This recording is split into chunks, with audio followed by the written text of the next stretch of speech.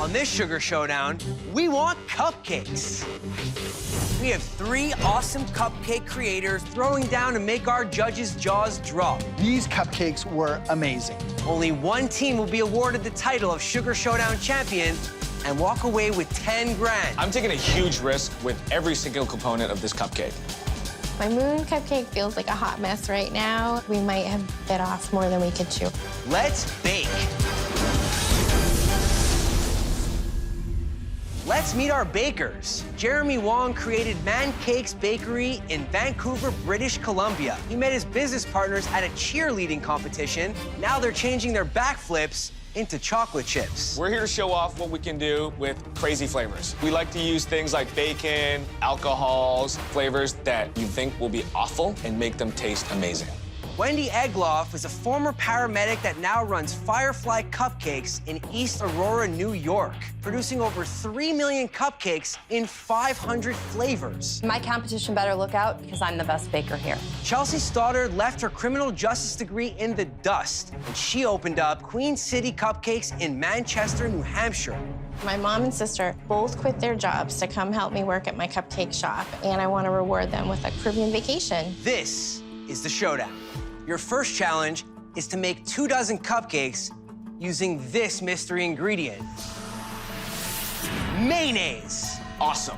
Definitely something that we've worked with before. When this is over and the powdered sugar is cleared, one team will have to take a hike. The 2 remaining teams will duke it out to win 10 grand. You'll be judged on taste, look, creativity, and how many cupcakes I could stuff in my mouth at once. This is where it happens, people. You now have 45 minutes on the clock, and your time starts now. I'm gonna make a chocolate cake with a caramel mousse filling, pistachio buttercream, praline bacon, and then a mango mayonnaise drizzle. I'm taking a huge risk with every single component of this cupcake, but it's gonna be worth it. Mom, bake. You got it? I'm gonna make a chocolate bacon cupcake with a maple buttercream topped with chocolate-covered bacon. We have a lot to do to finish in time for 45 minutes. Gotta get these cupcakes in the oven. Mayonnaise cupcakes is a first. Yeah. We are going to make a lemon mayonnaise cupcake.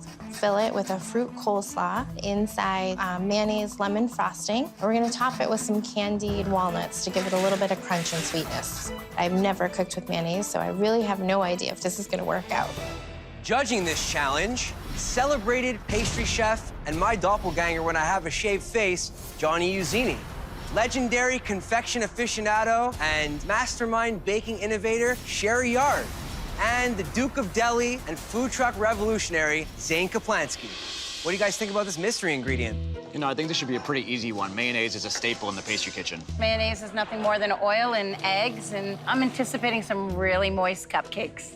Fun fact, I hate mayonnaise. I hope I don't taste it. Mayonnaise can be disgusting in a cupcake, so I think we'll sub the mayonnaise in for other things. We do not want a greasy cupcake. The mango mayonnaise drizzle is how we're gonna really tie together this mayonnaise theme into the rest of our cupcake. It has to be nice and smooth so that it can be drizzled right on top of our praline bacon. We are gonna use mayonnaise instead of butter in our walnuts so that we can get the sugar to stick and candy our walnuts. Make sure you get them a nice brown color. I'm chopping some chocolate because we're gonna dip the bacon for a topper at the end. I just feel like I'm chopping, and the batter is still not in the oven, and this is not good at all. Let's go. In. We got enough in there. Ooh, that's not enough in here. I'm looking at the batter, and there's not enough. I do not have enough time to make more batter, so I have to stretch these to make it work. So we're gonna make coleslaw for the center of the cupcake. Carrots, apples, mayonnaise, and a little bit of lemon to give it a little kick. I'm almost done dipping this bacon. All right, I'm gonna start the buttercream. So Noelle's gonna create a buttercream, and we'll also add a tiny bit of maple syrup. Okay. We're gonna add lemon and the mayonnaise to the frosting. It's gonna give a little bit of freshness. Ty, how's that caramel looking? It's getting there. They don't They don't look ready. I'm watching the oven like a hawk. I have no idea what this mayonnaise is gonna do to the batter. Amelia, something's wrong with the batter. It's completely gummy. They are very sticky, so I am freaking out. It's very chewy. I don't know if it's just the mayonnaise. I don't even remember if I put the sugar in. I'm losing a little bit of hope. Hey, what do you got going on over there? Pistachio buttercream. All right, let's check on the cupcakes. How are we doing with those? No, there's still a bit too. Almost Wet. there, yeah. Wish the oven would work faster. Oh, God. What's the matter? They haven't rose at all. Yeah, our cupcakes are not rising. Oh, my God. That's pretty raw. The mayonnaise may have lengthened the baking time. Lots riding on the line. The reputation of my store, the $10,000. I am worried that the cake is not going to be done in time, Noelle. It feels like a disaster right now.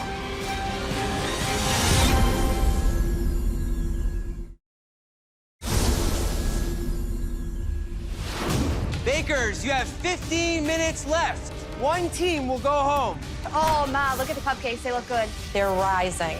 Maybe we'll finish on time. Hey, you ready for the moment of truth? Yeah. It went a little bit over. I had a suspicion that the cupcake was going to be too dry. We just left it in for a split second too long, and so we're going to have to lighten it up with the caramel mousse. We've got to get these cupcakes chilled so that it doesn't melt our frosting or cook our coleslaw. I'm more concerned her oven temperature looked like it was low, so everything came out very blonde. I always say the only thing blonde in the kitchen should be my hair. All right, here we go. Good? 5 minutes, bakers. In 5 minutes, one team will go home. I don't want to go home. I'm filling the cupcake while Tyler's icing it, and I'm garnishing it right behind him. And then I put the mango drizzle right on top. This is $10,000 on the line. We've got to do it.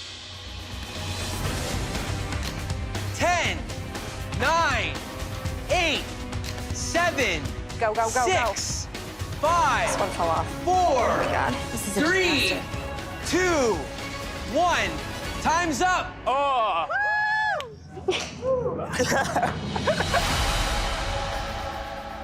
Your challenge was to make mind-blowing cupcakes using our mystery ingredient, mayonnaise. Jeremy. We had a chocolate cupcake. It's got a caramel mousse in her filling, the praline bacon, and then we finish it off with a mango mayonnaise drizzle. Sherry. What I'm in love with is your center filling. Your caramel really brings the acidity to go with that bacon. Thank you. The cake is dry, though, surprisingly, and usually mayonnaise works to make a moist cake. Yeah, it wasn't cooking fast enough, and then we kept it in there, and we overbaked it a little bit. Wendy. We made a chocolate mayo bacon cupcake, and we finished it off with a maple buttercream and a chocolate-dipped deep-fried piece of bacon. Wendy, I thought you nailed the cake. It's moist, it's rich, it's delicious. I mean, it's what I'm looking for when I think about a chocolate cupcake. Thank you. The icing is sickly sweet to me. I'm not getting maple. Even the bacon doesn't cut across with the saltiness. Chelsea, tell us what you made. Lemon mayonnaise cupcakes filled with a fruit mayonnaise coleslaw, topped with lemon mayonnaise frosting and some candied walnuts on top. Sherry. I'm still eating it. It's like a surprise in every bite. You're getting the carrot, and there's a little bit of apple. Certainly one of the best cupcakes I've ever had. Okay, thank you so much. I think your cake is probably the weakest part of your cupcake. It is a little bit underbaked, it's a little bit gummy. Okay. Well, that's it. Head back to your stations while the judges decide your fate. I almost cried. I really want to get through to the next challenge, and I'm hoping and praying that we've done enough. I'm feeling confident, a little nervous. We're pretty excited about the final product we created. I'm not ready to go home, and I want that $10,000 so that we can all take a relaxing vacation. Jeremy, all the flavors in your cupcake were amazing. However, your cupcake was dry. I'm sorry, you're out of the showdown. I didn't think we were gonna be going home this soon, but we're still gonna play around with all the fun stuff that we've been doing. You made it to the second round. Our theme for the final challenge is aliens. You need to make 2 different cupcakes using this theme. Just to raise the stakes, all of your cupcakes must contain sweet potato. Only one of you will walk away with the $10,000 prize. And your time starts now. So I don't know a ton about aliens, but I have heard that Area 51 is a place where they found a spacecraft crash, and that's in the desert. So we're gonna go for a little bit of a desert theme.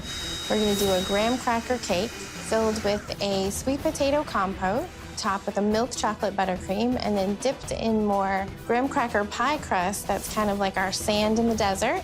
I am going to make a moon-themed cupcake, incorporating the sweet potato into a chocolate cake, in which we are putting cheesecake, because the moon is made of cheese. Top that with a spiced marshmallow buttercream, toasted pecans drizzled with white chocolate. So it's going to look like the surface of the moon. We're gonna make a spin-off on our Bugsby, which is what we call our carrot cake. There are pineapple, carrots, sweet potatoes, currants. We're spilling some things. Things are flying all over the kitchen. We got such a mess. The second one is a sweet potato buttermilk cake with a brown sugar frosting. I'm thinking aliens. I'm thinking weird colors, multiple eyes, pairs of eyes out of the heads. Here we go. First one in. All right, goodness. Amelia, I'm gonna almost have these in the oven, then I can start on the sweet potato. I just want to get a cupcake in the oven so that I know they have time to cool and fill and frost so that nothing melts in front of the judges. I'm trying to get this sweet potato pureed enough that we can put it into our sweet potato buttermilk cupcake. It's taking forever. I'm about over the sweet potato. I just want them gone. All right. This is really hot. It's a chocolate cake, right? Yes. My sister Amelia is gonna start that cheesecake so that we can get that into the batter and get those cupcakes into the oven. It looks like baby food. It's baby alien food. I have sweet potatoes pureed. We have to put them in this batter. And I don't know what happens when you put sweet potato in a buttermilk cake, but we're gonna find out.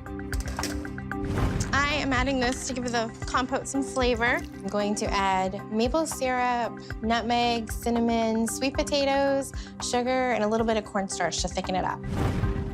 We put cardamom in our cream cheese frosting, which is a little different, a little spin. Blends really nice with the sweetness of the carrot cake. We're making a spiced marshmallow buttercream for our moon cake. It's light and fluffy, and it's got butter, marshmallow puff, sugar, nutmeg, and cinnamon. We're trying to put together these sweet potato buttermilk cupcakes. We're gonna cut the dome off and invert it on top, and then frost around the outside so it looks like an alien. How do you feel about that design? I don't.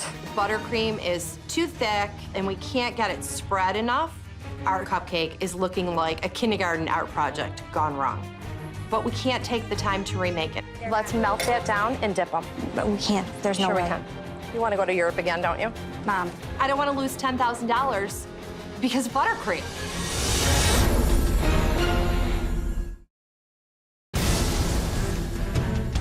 There's 15 minutes left. Make sure these cupcakes are worth 10 grand. how do you feel about that design? I don't. We're trying to put together these sweet potato buttermilk cupcakes. The buttercream is too thick, but we can't take the time to remake it. Add some more milk to the bowl. We're gonna warm up some milk and get that thinned out. Our Area 51 cupcake, we have them filled with the compote. We are frosting them, and we're gonna roll them in this graham cracker pie crust, kind of like our sand in the desert. And for the top of the cupcake, we're gonna do the classic alien head that everyone knows and recognizes. The theme is aliens, obviously. I mean, this is a chance for these chefs to really show their creativity. And who's to say if they're wrong? They can say, this is one of the favorite alien flavors of the third galaxy. How do we say, no, you're wrong? Well, Jenny, you're from another dimension. That's true, that's true. I'm gonna make some eyes. We're gonna need a lot of those. I know. I'm rolling out gum paste. I'm punching out all these tiny little eyes. No, I gotta make 72 of these. The eyes are so critical to our design. It feels pretty intense. I'm shaking. I'm never gonna get them done in time. They look like the moon. Yeah. We've got to get those cupcakes chilled so that when we dip it into the hot white chocolate, it doesn't have a melted mess. We have more eyes for the Bugsby that are mini marshmallows. They're on skewers. And so it's just all these eyes staring back at me while I'm still watching the clock. These look a little bit like the moon, Mel. Really, I'm just sprinkling with pecans. I'm gonna frost these bugs, babe. They need to look like aliens. But they are sliding off. The frosting is melting. My moon cupcake feels like a hot mess right now. The white chocolate, it is starting to melt my frosting. I really think we might have bit off more than we could chew right now. So what do? Drizzle? We're gonna have to drizzle them with the white chocolate and just hope that they look like the surface of the moon. 1 minute left. Oh my God. Well, it's definitely down to the wire. My sister has found some of these really pretty little white pearls that kind of look moon-ish, and she has the great idea to make a fondant star to put on top of that. So we have a little moon and a little star. These eyes are driving me crazy. They look like grotesque aliens. Hope it wins us 10 grand. 10, 9, 8, 7, 6, 5, Good? 4, 3, 2, 1. That's it, bakers. It's over. One of you will walk away with the $10,000 prize.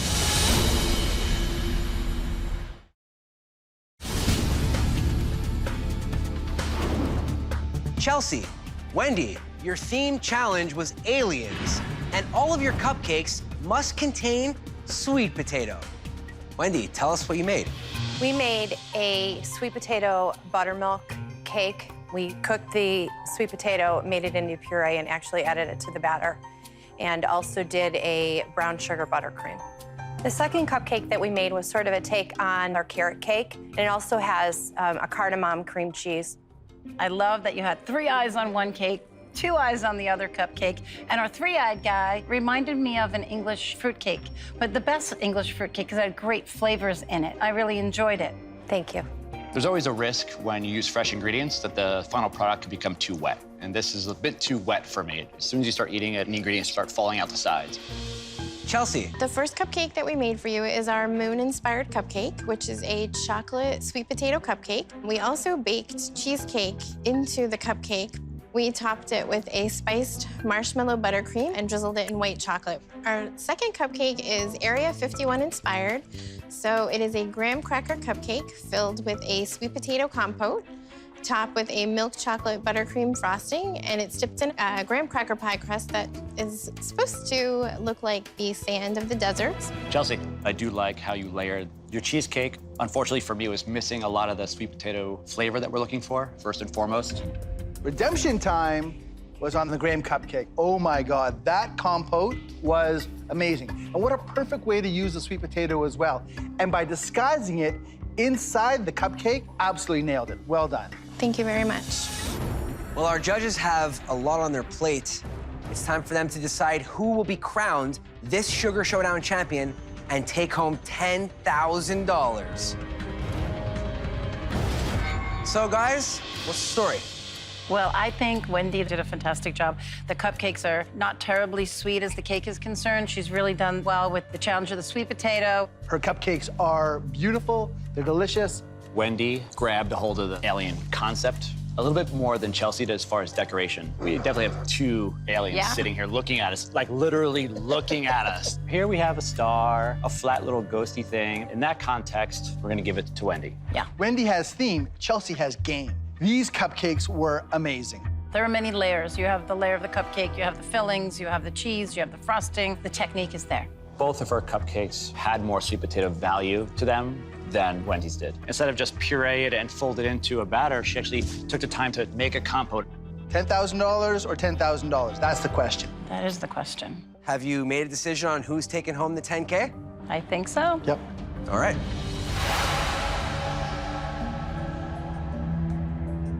Chelsea, your use of sweet potato was sweet.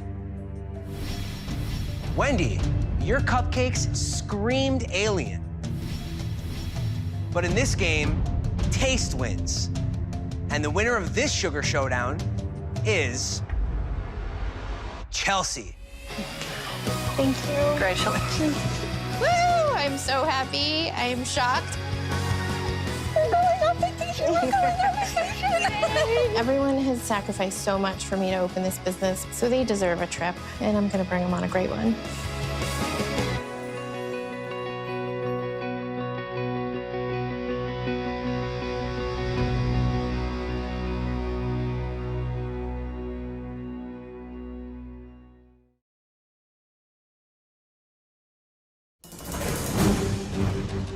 On this Sugar Showdown, we're looking for the best pies.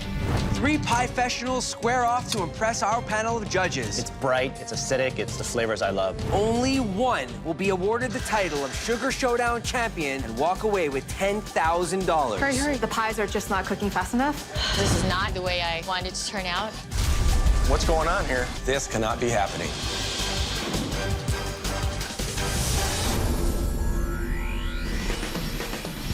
Let's meet our bakers. Pete Sturck from Westerville, Ohio, has been making pies for almost 40 years. His cherry pie was chosen as one of Oprah's Only the Best selections. My favorite pie is always cherry. Grew up that way, still that way today. Paula Haney operates Who's Your Mama Pie Company with over 150 different pies out of Chicago, Illinois. Pies are the very first thing I learned how to make, and I think the care and the love that goes into that pie is going to come through when the judges taste it. Stephanie Duong runs Roselle Desserts from Toronto, Canada. She's worked in top restaurants from Paris to Hong Kong. Sugar is my passion. This is what I'm meant to do for the rest of my life. I don't know how to do anything else.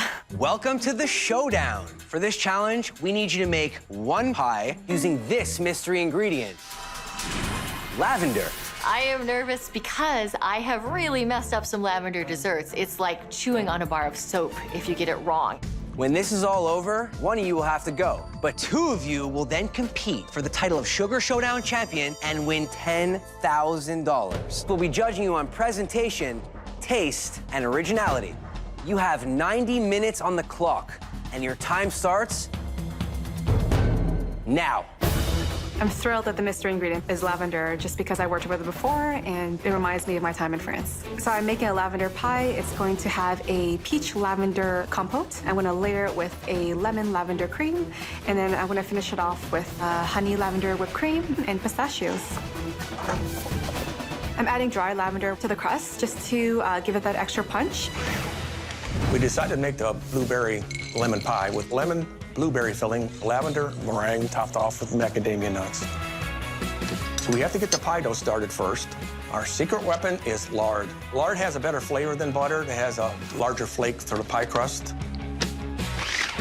I'm making a lavender blueberry compote pie with a toasted oat crumble and some sticky glazed blueberries on top. I'm making our all-butter pie crust. So our pie crust is all-purpose flour, salt, a little bit of sugar, some unsalted butter, and we use a mixture of water with a little bit of red wine vinegar. So this dough looks really good. There's bits of lavender in there. One of my worst fears is a soggy crust. So I'm going to avoid that by baking the crust fully and then putting in everything else after. Hurry, hurry. So Bruce is working on the filling. It's peaches that we've diced up and a touch of lemon juice, and it's got a bit of lavender in there. Peaches and lavender are a natural pairing, and because of the infusion, it's going to taste like summer. So yeah, I just want to cook it enough so it's a bit soft. We got to get the crust done and get it going in the oven. In the blueberry pie filling, I'm going to put blueberries, sugar, and cornstarch. We'll put some lemon juice in there and give it a pop. There it goes. The lemon pie filling consists of lemon juice, sugar, a little bit of salt, egg yolks, cornstarch, and then we cook it up from there. Oh, it's a little runny. It might just not set well. This lemon pie filling better thicken up so it won't run all over. A little bit more heat, a little more cornstarch. Let's meet our judges. He's been executive pastry chef to Daniel Boulud, Johnny Uzzini, world-renowned pastry chef Sherry Yard, deli man extraordinaire Zane Kaplansky. So lavender, which I know of as soap, what do you guys think? Good thing about lavender, it can be beautifully fragrant. Bad thing, medicinal. There's a really fine line between having just enough to be floral and beautiful and delicate and being extreme and just like you said, being soapy. Well, in the garden, lavender can take over, and the same is true of food. Lavender, if it's not used right, can just absolutely dominate. So I'm just gonna infuse this cream now with the lavender so we can whip it a bit later. Be careful, it's very potent. So we need to make the lavender cream, which goes on top of the fruit compote. Is that enough cream, Chef? Yes, that's fine. Thank you. It's got eggs, a lot of lemon zest, and sugar. Please We're cool gonna be down. super tight, Because we have to garnish this thing, too. Yeah, I know. Beautiful cream, baby. We're gonna add a ton of butter to this lavender lemon cream. So you want the butter and the cream to be just the right temperature for it to emulsify? I'm really afraid that we're not gonna have time to cool down the cream because the butter needs time to set. If I don't have enough time, we're gonna have a liquidy pie. The crust looks good. Yep. Okay, we're just finishing up the blueberry with a lemon on top of it. We should be good to go to put meringue on it. We are going to put the lavender in the meringue. It gives the meringue a little bit more of a floral taste and a slight blueberry taste, so it kind of helps the whole pie out. Meringue is always tricky. Depends upon the temperature of the eggs. It's just fickle. Courtney's making the lavender pastry cream because that needs to set up. And she's got eggs, sugar, some cornstarch, and she's infusing the dried lavender buds. Yep, smells good. So I'm gonna pull it and strain it. All right. I think that's it. Maybe a pinch of salt. Lavender honey's going in? Yes, please. The lavender honey is honey that's naturally infused with lavender, so we're gonna put that in the whipped cream and top the pie off with it. Freaking out right now. The pies are just not cooking fast enough. Now it's in the hands of the pie god, Steph. I need to do something. I'm gonna crank up the oven. Just hoping that you'll be able to taste the lavender in here. Do you taste the lavender? Could use a little tiny bit more.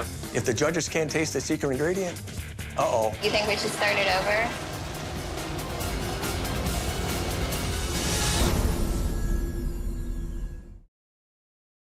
Hey guys, 15 minutes left. Yeah, give me a little bit more. I'm concerned about the level of the lavender in the meringue. I didn't want to get too much and not too little. Yeah, we'll start over. Make sure they taste the lavender in the meringue. Courtney's making a little blueberry compote to go in the bottom of the pie. She's got blueberries going on, a little bit of lemon juice, because that really makes blueberries pop, and a little bit of lavender honey. I feel so relieved that the pie crusts are out of the oven, but now we have to cool it down and fast. See what it tastes like.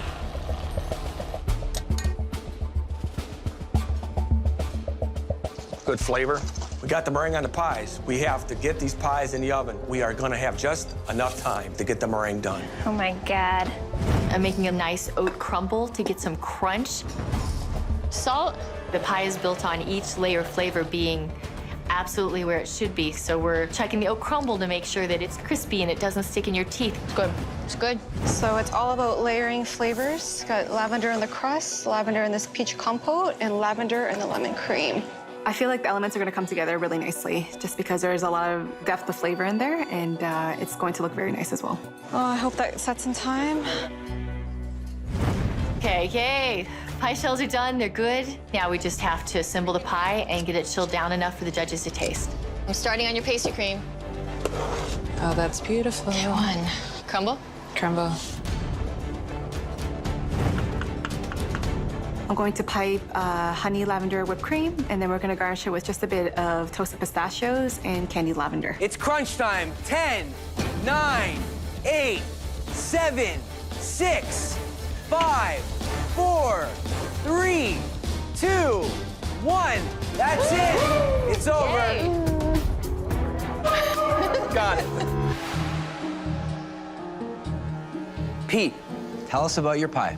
We decided to make a homemade blueberry filling, homemade lemon filling, and meringue, which we put lavender in it and topped off with macadamia nuts. I love meringue, and your meringue was heavenly high, really beautiful. And the lavender did come through in a very fragrant way that it balanced well with the blueberries.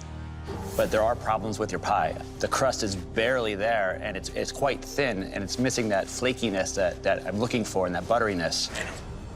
Paula, tell us what you got. We made a lavender pastry cream. We have a little bit of blueberry compote. Then we have an oat crumble and some blueberries on top with lavender honey. Paula, I thought this was a really nice piece of pie. The oats and the sticky blueberries and the crust and the cream came together in a nice way. I love the way you used the lavender, just perfect. What I don't enjoy is how much cream there is. It kind of masks some of that delicate flavor that we're looking for with the fruit. Stephanie, walk us through your pie. So my pie is called Memories of Southern France. I have a peach lavender compote at the bottom. I did a lemon lavender curd and then lavender honey whipped cream, and we topped it off with some toasted pistachios. Stephanie, these flavor combinations really hit home for me. I trained in the south of France, and we worked with these flavors day in and day out. It's bright, it's acidic, it's the flavors I love. You know, Stephanie, the fact that the curd didn't set really spoiled all the effort and all the skill and talent that went into this. All right, guys, you could head back to your stations. Our judges need to decide who's going home. I'm very happy with what we accomplished. I think we're gonna move on. I'm not sure what the judges are looking for presentation-wise. I'm a little concerned that our pie is not spectacular enough. It's anybody's game.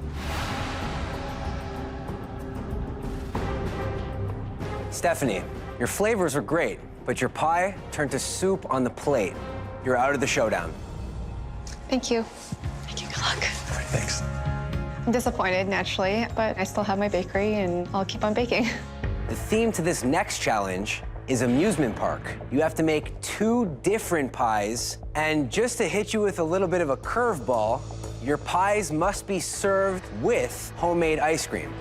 You now have 2 hours on our clock. The time starts now. I have no idea what to do with the amusement park theme, so I decided to make something colorful. I am making a peach rye pie with peaches, blueberries, and cherries. And then we're gonna make an apple blackberry pie with banana frozen yogurt. Hey, Pete, I'm working on getting the dry ingredients together for the pie dough. All right. I am incorporating the lard into the flour and salt and the sugar, taking care that we don't overmix it or undermix it. It has to be just right. All right. Immediately, I start thinking about the food at amusement parks. So I'm making a cotton candy pie, which is a Hoosier sugar cream pie in a popcorn peanut crust. We're gonna swirl in some fruit purees, and we're gonna make some sponge sugar cotton candy to put on top. The second pie, I'm making an Atlantic Beach pie, which is a saltine crust with a lemon filling, and we're gonna put a little bit of candied lemon zest on top. So the first thing I'm gonna work on is popping the popcorn for the crust for the cotton candy pie. Oh boy. But as usual, I put too much popcorn in the pan, so the top's coming off the popcorn. All right, stand back. Yep, there we go. I am making the peach riot filling. The riot is the burst of the blueberries and the cherries against the peaches, and it's a real good flavor. Then we add the flour and sugar, starch, a little bit of butter, and pinch of cinnamon. Great. We're making a peanut popcorn crust. It's graham cracker crumbs, peanuts, and popcorn. And then we hold it all together with some melted butter. This is nice. I have to get the apple pies going. Get the brown sugar, salt in it, and a little bit of cinnamon, and then we mix them up with the blackberries. That'll do it. When you're rolling out the pie dough, you gotta get it not too thick, not too thin, because it'll bake uneven. The judges says we should have these pies a little thicker. We got them all laid out, looks pretty good, and then we just gotta build them up and put them in the oven. Do you think these are gonna be enough of an amusement theme? I hope it will be. When I think about amusement parks, everybody's having fun, bright colors, so that's why we picked these colors for the pie. There you go. I'm gonna start the Atlantic Beach pie shell. I'm grinding up saltines in the food processor. I'm mixing them with sugar and salt and butter, and then pressing that into a pie tin. It's Hoosier time. I'm putting together my Hoosier sugar cream for the cotton candy pie. It has cream, sugar, vanilla, eggs, and a teeny bit of nutmeg. And it cooks on the stovetop, and it's just amazing. I'm a little worried about this. Okay. Getting thickened Is it not thickening? in time. Can't believe how long we're whisking the Hoosier sugar cream. You guys see what's going on over here? Yeah, that Paul is stirring up a storm over there. But it's like the complete opposite on the other station. But if it were me and the pies were in the oven, I would definitely be using this time for my advantage to maybe working on some decor. All right, here we go. All right, Thank you. get that. It's taking forever. Come on, Bubbles.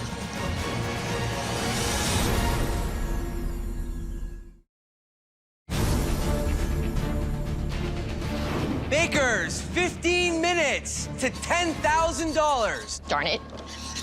Okay. This Hoosier sugar cream has to be done. It has to be perfect. It's the whole pie. We're thickening up nicely over here. It's starting to thicken. It's starting to get shiny, which are all good signs. But I think it's good. This is open behind you, but I think that's good. So we're filling the cotton candy pie. Courtney made some wonderful raspberries and some blueberries separately on the stove, and we're just gonna strain a little bit directly into the Hoosier sugar cream pie to make these really bright colors. All right. So next I'm gonna separate these eggs, hopefully without making a giant mess. The Atlantic Beach filling is lemon juice, egg yolks, sweetened condensed milk, and salt. Courtney's making sea salt ice cream. I think it's gonna go great with the pies. There we go. Ice cream is extremely tricky. There's a fine line between that perfect texture and melty soup.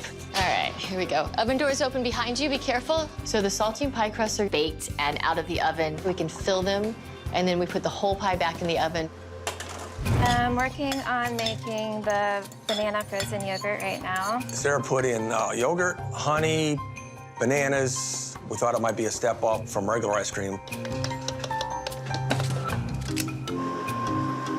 What consistency do you want the ice cream? Pretty thick. All right, let's regroup and clean this up and start sugar. I am so nervous about cotton candy. Oh, I haven't done sugar work in so long. I'm taking isomalt, which is an invert sugar, which was engineered specifically for doing sugar work. We put a little food coloring in there and get these crazy bright colors. Okay, looks like maybe I'm gonna go red. Come on, baby. The sugar work came out. It is so hot pink, it's crazy. Woo. 1 minute left. Only 1 minute left. This is dripping everywhere. Something's happening here. I turned the oven down a little bit because they were burning on the top. All the edges of the pies are burnt. This cannot be happening. They're not gonna be very pretty. They should look like that one on top.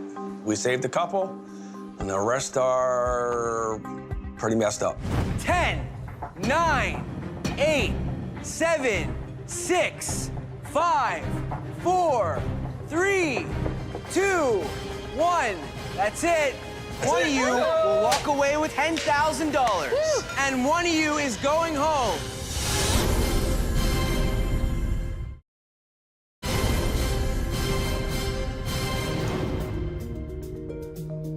Pete, Paula, I asked you to make 2 different pies following the theme of amusement park. And your pies must be served with homemade ice cream. Pete, tell our judges about your pies. Well, I made a peach riot pie, we call it. Peaches, blueberries, and cherries. It's a fun pie, and I thought it might go well with the amusement park theme. And apple blackberry is just a good pie we make in the fall. And we made a banana yogurt ice cream. Pete, the apple is nice. I've got the tart, I've got the flakiness of the crust, and when I go over to the yogurt with the banana, it really blends well, and that tang of the yogurt is really fabulous. Pete, as soon as I hit into the cherry, blackberry, blueberry, it's a salt bomb. Like, I love salt. Like, you're way off on balance. Huh, okay. Paula, let's hear what you have to say about your pies. We made an Atlantic Beach pie, which has a saltine crust and a lemon lime filling. And then the second pie is our cotton candy Hoosier sugar cream pie. And we made a popcorn peanut crumb shell. Then we swirled in some blueberry and some raspberry to give it some color. And then my cotton candy spun sugar on top. And we made a little sea salt ice cream. Paula, visually, all the colors, it's playful, it's fun, it's amusement park, and it evokes the spirit that we're looking for. The lemon, I think, is delicious. I think it's a great idea. The idea of using saltines, not only to give the texture, but also the salinity, I think that's such a great pie. Thank you.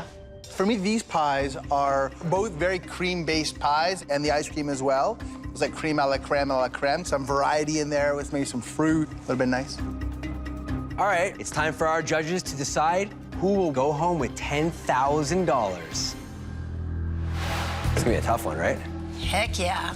Yogurt and banana for the ice cream. It's inventive. And it's great. It's actually what we needed to cut all that sweetness, you know? I mean, the only fault in this pie and this whole plate was that salt. The texture's right, the fruit's right, the balance is right, everything is right. Like the crust, flaky, delicious. Even the overcooked parts, totally forgivable. And on the apple side, a wonderful example of a wonderful summer pie, for sure. I think Paula really showed her creative side in her 2 pies. She really took the theme to heart. The peanuts to the popcorn to the cotton candy, even the design and the decor on top. Where she could be faulted is a lot of cream. There are some technical issues with her pies and the custards. I mean, the proportions aren't perfect. And the pie has a lot of sugary notes. There are mistakes on both plates. There are successes on both plates. Absolutely. 100%. Have you made a decision? I think we have. Absolutely. Yep. Yes. All right.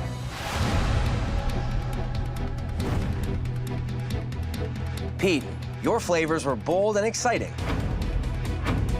Paula, your pies beautifully convey our amusement park theme. And the winner of this Sugar Showdown is Paula. Good job. Thank you. I proved that I could withstand the stress and make the food I know I'm capable of making. We're getting a new cooler. Congratulations. Thank you. Oh, it's so good. Oh my gosh. Congratulations. Thank you. Great pies.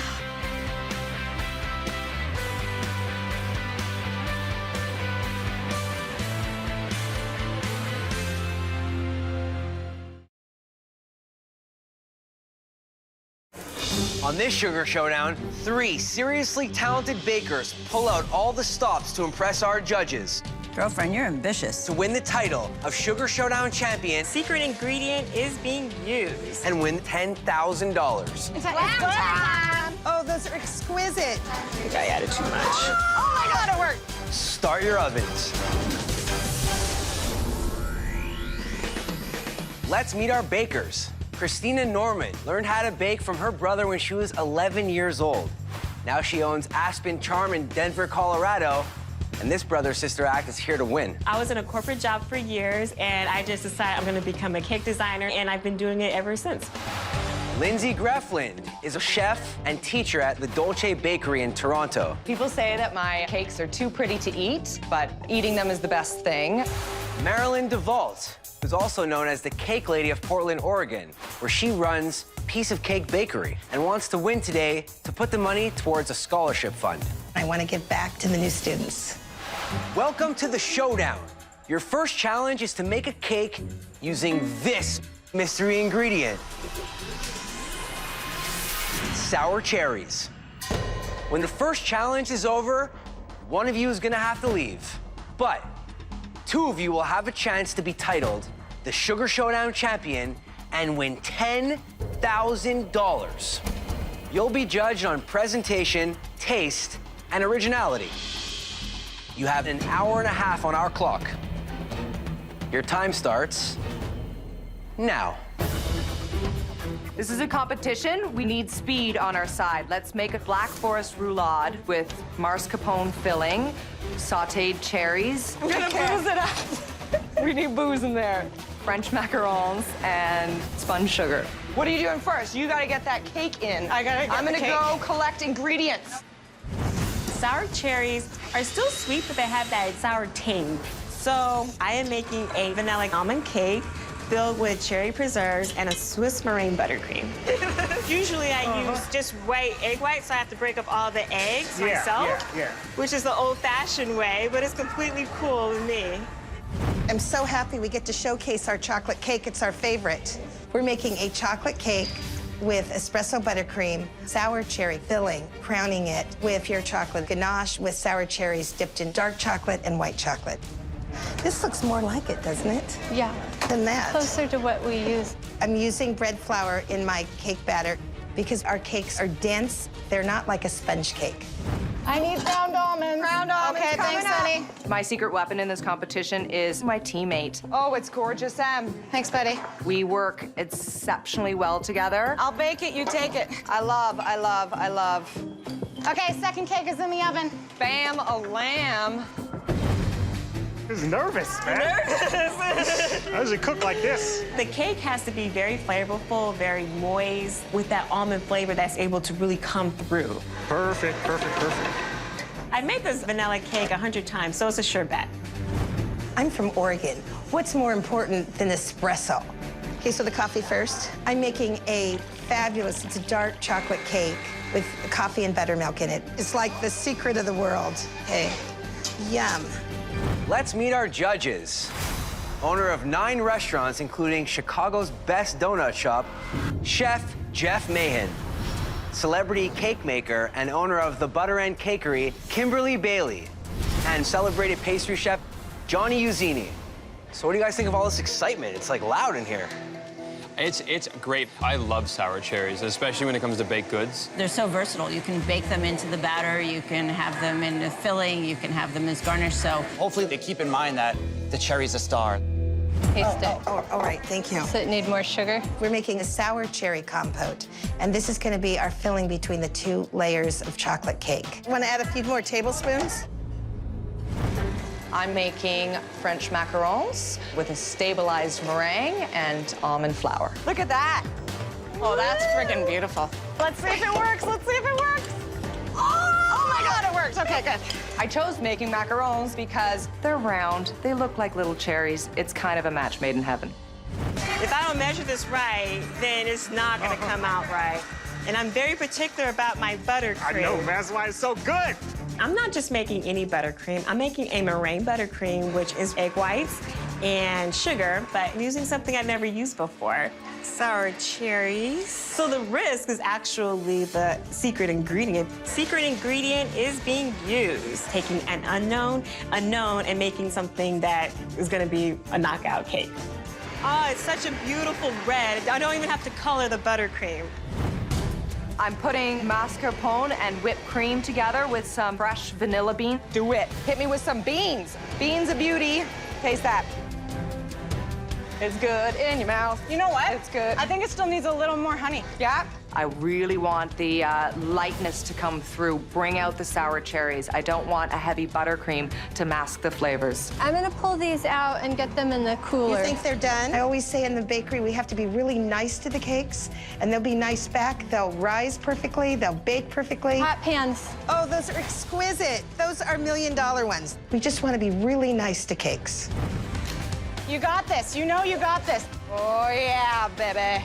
Cherry attack. This is a Swiss roll taken to the 3rd dimension. Everything is tweaked and loved to reflect cherries. It will be such a good texture, eh? Yeah. Beautiful. If I win this competition, that's the cherry on top.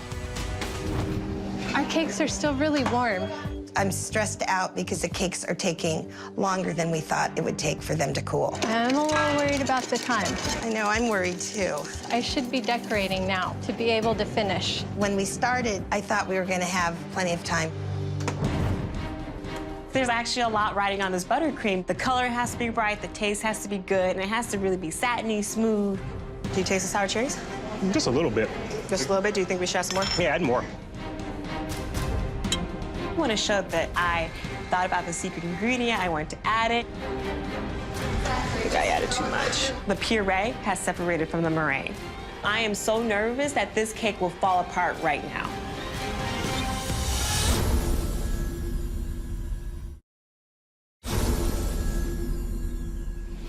Bakers, 10 more minutes. And just a reminder, one of you is going home. I'm thinking if I should add some more. Add some more what? Good question. The puree has separated from the meringue. I'm gonna make it work. Buttercream has to really be satiny, smooth, instead of liquidy. I'm gonna do what I have to do. I'm gonna persevere. I'm not going home. We really want a mirror glaze on our roulades, so I'm going to bring out the big guns. Shine. Pop all those little bubbles, bring it to a mirror glaze. My cherries are wonderful. It's gonna be so good. I'll put the top on this one. It's perfect. It's glam time! I love cakes because there's no limits, no rules. Beautiful, beautiful. Taking extra care in my macaron placement. Yeah, that looks really pretty. The candied cherries. Let it wiggle. Let it wiggle. I don't want a fingerprint in this pretty puppy. Lindsay looks like she's pulling out the stops. We're seeing lots of chocolate out. We're seeing meringue. So hopefully they let the cherry come forward, let everything else be in the background.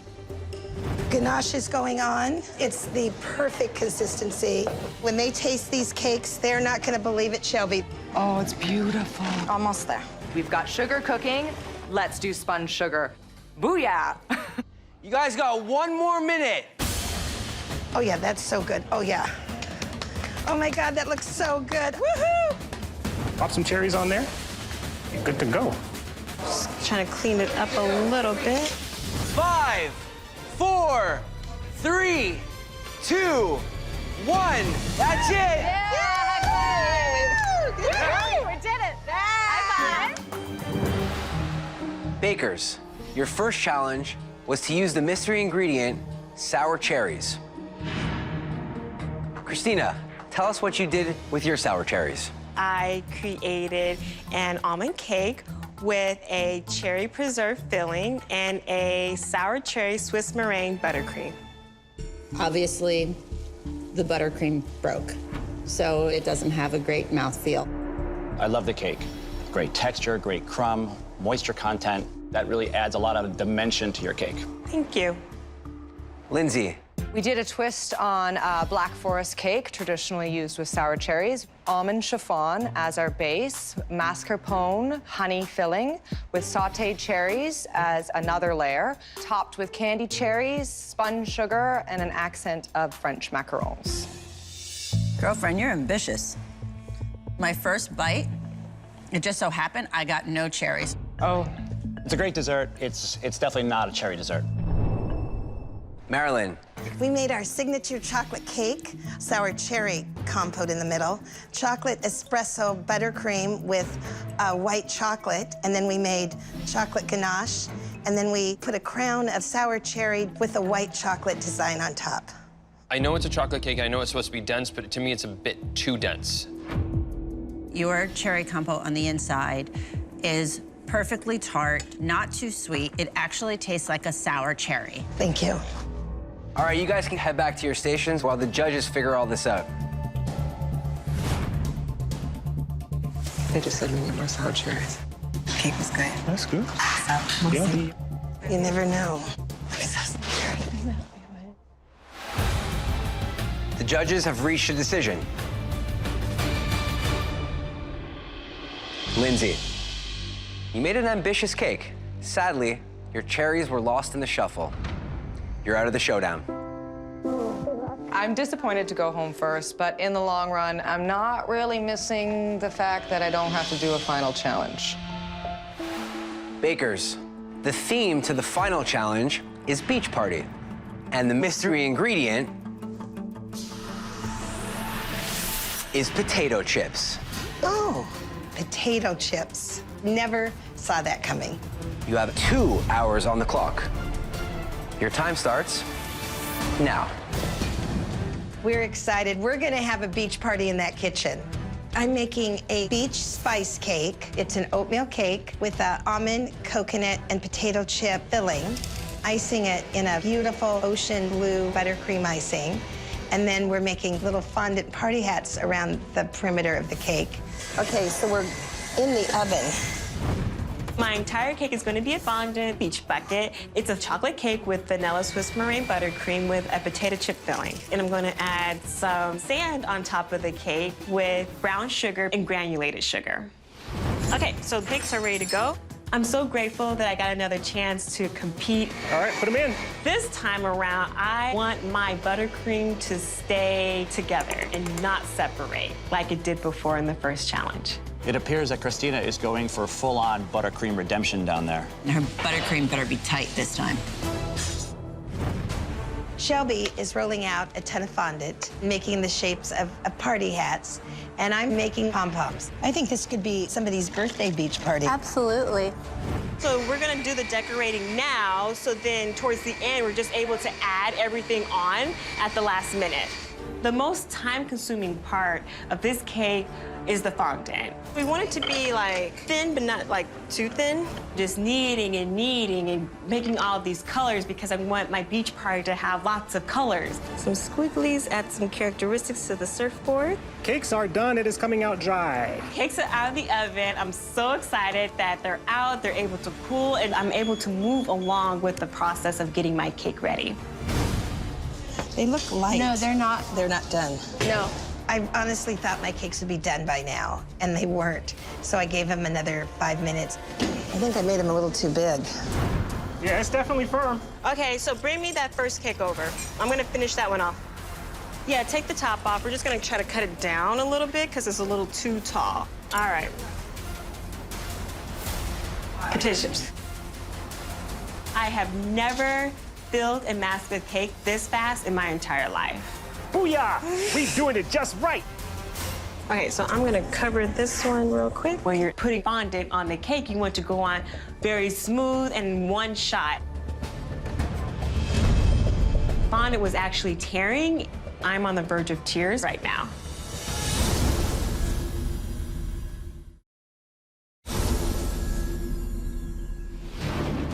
Only 20 minutes left. And just a reminder, one of you is going home. This fondant is really frustrating me. I'm gonna have to take this off. I can't put the fondant on these cakes yet because the cakes aren't cool. The buttercream needs to be firm. It makes it so much easier for the fondant to be applied to the cake. We have to just start over. That looks good. Cakes are done. We're excited. All right, I'm gonna mix up the last part of the filling. I'm making a coconut almond potato chip filling for my cake. I'm gonna add the secret ingredient. We felt that the coconut and almonds would complement the potato chips. This could go really wrong because, as we know, when a potato chips get soggy, it's a disaster. So it's going to be up to the chefs to figure out how to harness the flavor and the texture of the chip without delivering us a soggy mess. How is it? This will be the only time I'll ever use potato chips in a cake. Can you go get a cake out there? Oh, yeah. Give me the firmest one. Needs to be more firm. Yeah, put this one back. I missed this one. We gotta go, Marilyn. Finish up our decorations. I wish we had more time. I always want more time. I would love to have more time. Okay, we're gonna work our hardest. Yes. How's that? It's gonna have to do. My reputation's on the line. I love to claim that I'm the best at what I do. Cold is much better than soft. So this is people seeing what I'm actually made of. How's that blue look, Marilyn? It's a beautiful blue. We're making buttercream, and we decided to make it blue like water and also to make it look like waves. How's that? Fabulous. So I'm getting tense about all of these decorations that I have to put together and making sure that I have enough time so everything comes together at once. God, that really looks like a nice sand. I think the judges are really gonna like this cake. Flip-flops are wonderful for a beach theme. 1 minute left. I just really want these cakes to be done. Breathe. We gotta get the pom-poms on there, too. I really want to win. I want to give the $10,000 to Portland State to help teachers in the master's program. 5, 4, 3, 2, 1. That's it. One of you will walk away with $10,000.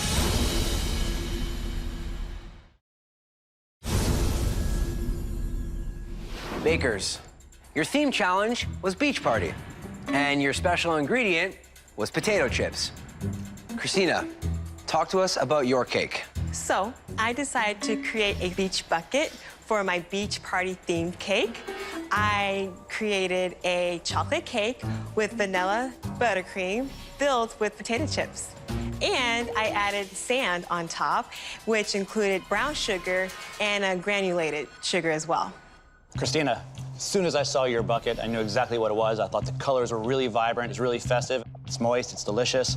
You nailed the buttercream this time. I mean, no issues there. I have to say I was a little surprised that there was nothing incorporated with the potato chips.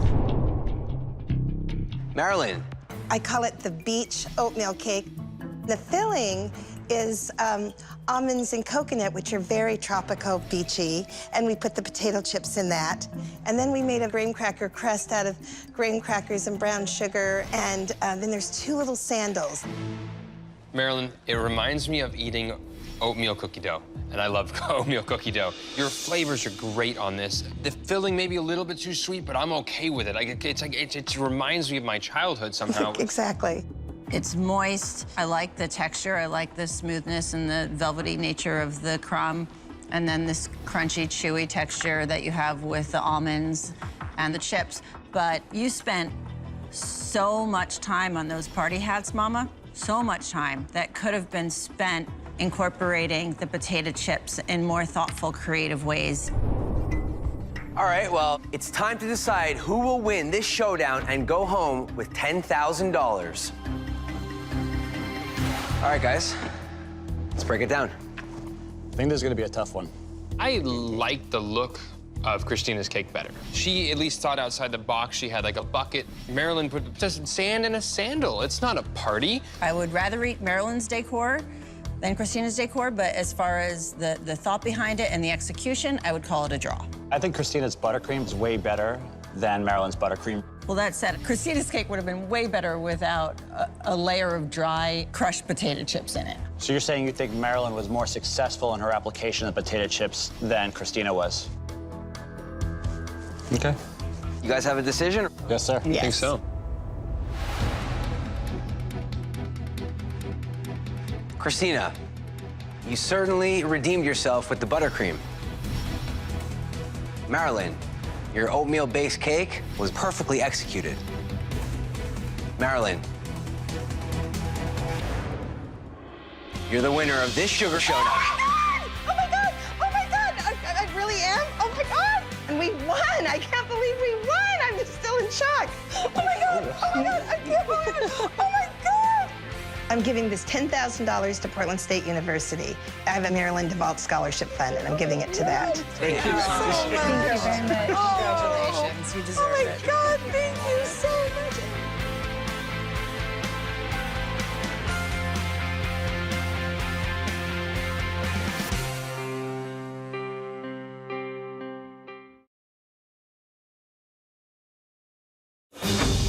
On this Sugar Showdown, we want donuts. 3 seriously talented bakers pull out all the stops to impress our judges. You killed it, Mama. Come on, push it. Try something. Only one team will be awarded the Sugar Showdown champion We're rocking and rolling, brother. and win $10,000. I'm gonna win. Are you kidding me? Bakers, start your ovens. Let's meet our bakers. Scott Levine was a high-end sous chef with a dream. His dream came true when he opened Under West Donuts at his family's car wash in New York City. He's hoping to make a clean getaway with the prize money. We are going to not only smash it, we are going to crush it. Jeannie Kaminsky is the proud owner of Dolicious Donuts in Kelowna, Canada. She and her husband have created the $100 donut. Our $100 donut has 24-karat edible gold, has edible diamonds. It's infused with ice wine. All of the proceeds from that donut all go to help build a soup kitchen in our community. Tara Bresnick is a trained chef and pastry prodigy who has worked at numerous fine dining restaurants before opening up Blackbird Donuts in Boston, Massachusetts. Not bad for a 25-year-old. I am not just the kid in the competition. I deserve this. I'm good at what I do. I'm gonna win. This is the showdown. Your challenge is to make 24 donuts using this mystery ingredient. Mint. I like mint, but it's not something I want to put on a donut. When the yeast activates and the glaze is on, one of you will have to leave. But 2 of you will compete to win the title of Sugar Showdown champion and win $10,000. You'll be judged on taste, look, and how unique they are. You now have 45 minutes on the clock, so bake smart. Your time starts now. We have mint. I'm gonna make a buttermilk old-fashioned cake donut with a mint honey yogurt glaze, a fig compote, some mint candied pecans, and a little bit of a honey drizzle right on top. Brown sugar. Thank you. Ah, mint. When I think of mint, I think of like outside by a garden. So I want to do a vanilla cake flour donut with a fig orange mint topping, and then I want to pipe mint whip on top. How's the dough coming? It's good. Just need a little bit more flour to thicken it up a little bit. One of the first things I think about is a mint julep. So we're making a mint cake donut with a brandy glaze topped with white chocolate and candied pearls. All right, so flour's in. So the first thing I'm gonna do is get the pecans toasted so I can start to candy them and get the figs on. We don't have enough figs. There's only a few figs, and this fig is bad. Yeah, I know. There's no more figs. Who has all the figs? Figs, figs, figs. I want to take figs and maybe chop them up and saute them and add mint into that. And then with the orange, that'll hopefully level out the flavor of the mint. I hope these aren't bitter. A little bit. I think it needs a little honey in it to make it a little bit sweeter. Watch the time, keep an eye on the time, okay? All right, I'm gonna add raspberries to that fig because otherwise it's not gonna be enough. Yeah. We're rocking and rolling, brother. We're gonna take this mint and infuse our milk with it. Getting the mint in the milk is really gonna flavor that donut. Yeah, I like that. Yeah, we good? Yeah. Beautiful. Let's meet our judges. Jeff Mahan, owner of 9 restaurants, including Chicago's best donut shop, Do Right Donuts. Kimberly Bailey, celebrity cake maker and owner of the Butter End Cakery in Santa Monica, California. And the Duke of Delhi and food truck revolutionary, Zane Kaplansky. What do you guys think of this mint challenge? Mint to me is really fresh. It's gonna be a hard pairing, but I really want the subtle mint flavor to sort of enhance the freshness of a donut and not overpower it. I want to see some flavor infused into the donut. I want to just see a bunch of stuff dropped on top of a plain donut. Talking about pairings, you have 2 competitors, Tara and Jeannie, going mint and fig. Does that work? Classic pairing. No. No. I really want this compote to thicken. I want it to sit on top nicely instead of just falling apart. We gotta get the figs thicker. So I'm making my whipped cream, and I'm adding fresh mint. I'm adding mint extract, and I'm not adding sugar because I don't want the whip to be too sweet. It's just gonna have to splash for right now, unfortunately. It's perfect. Down, we'll see. So we're really aiming to have these donuts achieve a nice golden brown. All right, these guys need to go a little longer. I'm noticing that in the fryer, some of the donuts are not frying the same as the other ones. So we're gonna do this in smaller batches. Worst case scenario is we're not gonna have enough donuts, and we definitely don't want that. What's up, Scott? What's happening? Do these donuts come with a full detail, wash, wax, and everything, or what? We're going deluxe here. Awesome. Just like the car wash. Donuts are in the fryer. They look beautiful. I knew right off the bat they're perfect. They're gonna be exactly what we want. Yeah. Yummy, beautiful donuts. With 19. How's the dough coming? Yeah, we better make some more dough. Are you serious? Go with it, don't worry about it. I cannot believe that he has not made enough donuts. Are you kidding me? I don't even know if we have enough time to make more dough. Ugh.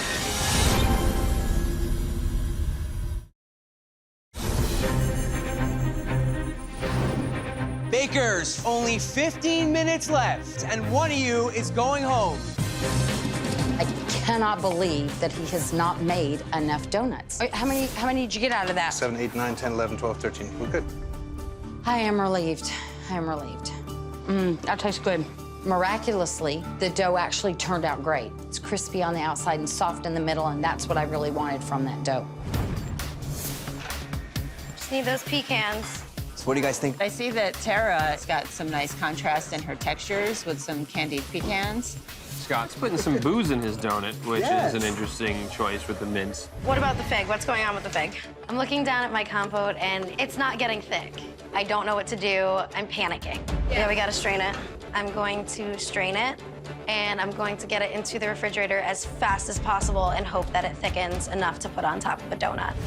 These ones that are a little balled up, I'll let those rest a little bit. I'm realizing that by frying them in smaller batches, now we're hitting a time crunch. We still have to finish frying the rest of the donuts. You're starting to garnish, so we're good on that front. So we're just gonna keep this flow. I want this one piped on more. You got to do more on these, and it looks like it's melting a little bit. You guys have 60 seconds left. That's 1 minute. We're getting down to the wire, Keener. Fig's still a little too hot. I am a little bit nervous about the fig compote. I think it could be better. I just hope for the best. It looks really pretty, yeah. You eat with your eyes first, right? Mint is the mystery ingredient. You want it in everything. Right on top. 5, 4, 3, 2, 1. That's it, bakers. This round is over. Good job, man. Good job. High five. Your challenge was to make some dangerously decadent donuts with the mystery ingredient, mint. Scott, give us an explanation of your donut. So today we made a take on a mint brandy julep. We have a mint cake donut that's been glazed with the brandy glaze. And then to riff on the ice, we've put some shaved white chocolate, candied pearls, and some fresh mint. Scott, overall, I think it was a really good donut, except for the mint. I'm really expecting this freshness, this mint flavor to overwhelm me, and I didn't get much mint. Scott, it's a beautiful donut on the face of it, for sure. And the take on the mint julep, I think it was really creative and totally unexpected as well. A really nice put-together donut. Thank you. Jeannie.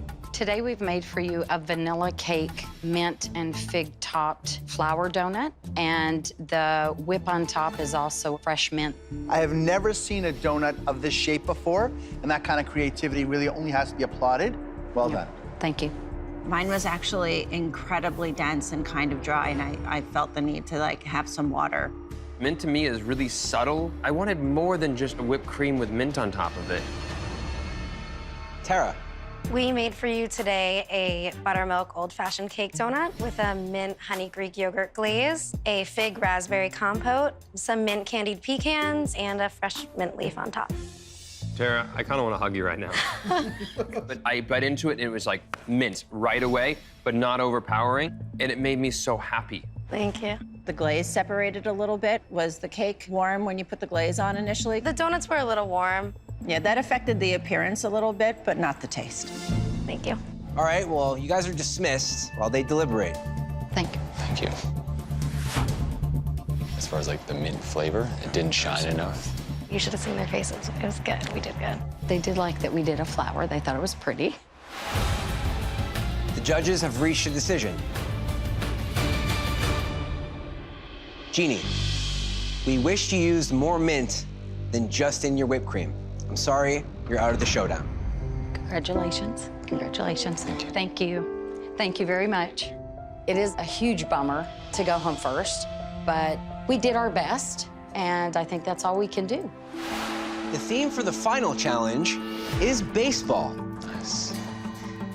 You must make 2 different donuts following this theme, and neither of your donuts can be round, so you better knock it out of the park. You now have 2 hours on the clock. Your time starts now. All right, Scott, now we're moving. Our plan for the challenge is to do a yeast-based dough. Dan's gonna take care of that while I'm making some of the garnish. All right, I'm mixing. Awesome. So when I think about baseball, I think about having a good time. So we're gonna make a donut that looks just like a hot dog. And we're gonna make a red berry jam to mimic the hot dog. We're gonna top that with a sweetened cream using saffron to color it yellow. That deli mustard, that New York deli mustard. For our second donut, we're gonna make one shaped like a home plate. We're gonna fill it with a peanut butter ganache, and then we're gonna glaze the donut with a beer glaze. Brewski's all around. We gotta get that dough going as fast as possible so we can get it in the blast chiller. I am making a brioche dough because it's the best donut I've ever tasted. It's going to be perfect for both donuts. The dough is working now. It just has to do its thing. The first donut is cheese and popcorn with a beer and cheese glaze, some buttered popcorn, and a caramel drizzle. The second donut is beer and peanuts. Beer glaze. Smells like what I'll be drinking later. With a black pepper beer glaze, salted peanut butter drizzle, and candied peanuts. I'm just making a mess. Beer, peanuts, popcorn, cheese, baseball. What do you think? I'm a little disappointed so far. Both competitors are using the same dough for both donuts. Come on, push it, try something. I do like the incorporation of cheddar cheese, though. That excites me. All food is just a vehicle for cheese, let's be honest. So I'm making a beer glaze. We're using a stout beer that we're gonna reduce to intensify the flavor. Yeah. It ain't baseball, it ain't got beer. And that's gonna get stirred into confectioner's sugar to make a beautiful beer glaze. It's like a merry-go-round. Round and round she goes. We're looking good on the dough. I'm gonna add the butter. How many minutes until it hits the sheet pan? 5. Cutting it close. I think it's very difficult to pull off a brioche dough. It takes us in the shop almost over 15 hours to produce this dough, and we're gonna try to do it in an hour. If we pull this off, there's no chance that we won't win. Scott, what do you think? 20. How's this look? Yeah, doing a good feel. Oh, spot on. Yeah, great job. You're a magician, sir.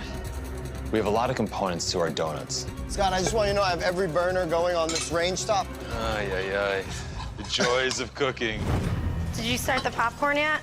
Not yet. I got the peanuts on. Popcorn's going on now. I have to make the donuts proof faster. I decided that putting on a pot of water on the stove, get it boiling as hot as possible, would help to make sure that there's enough moisture in the air for the donuts while they're proofing. Just kind of cross my fingers.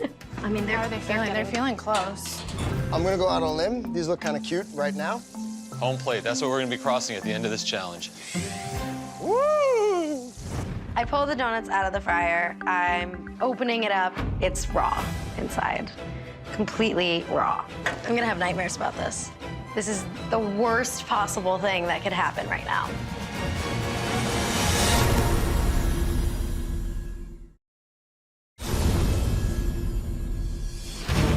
You guys only have 10 more minutes. Scott, these look like pretty decent buns. Tara and Scott set the bar very high. The first round donuts were great. I want to see even better. This is $10,000. Let's go.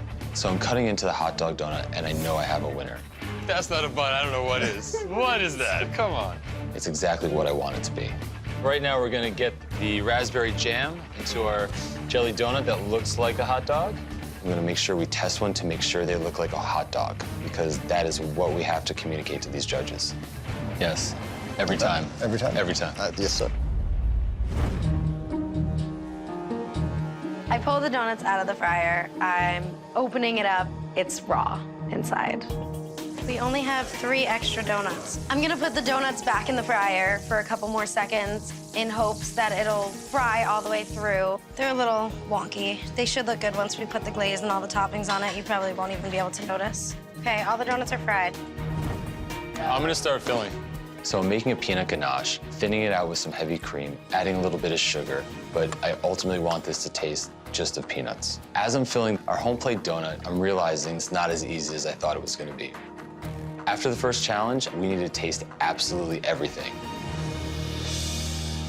I can get a lot of filling, dude.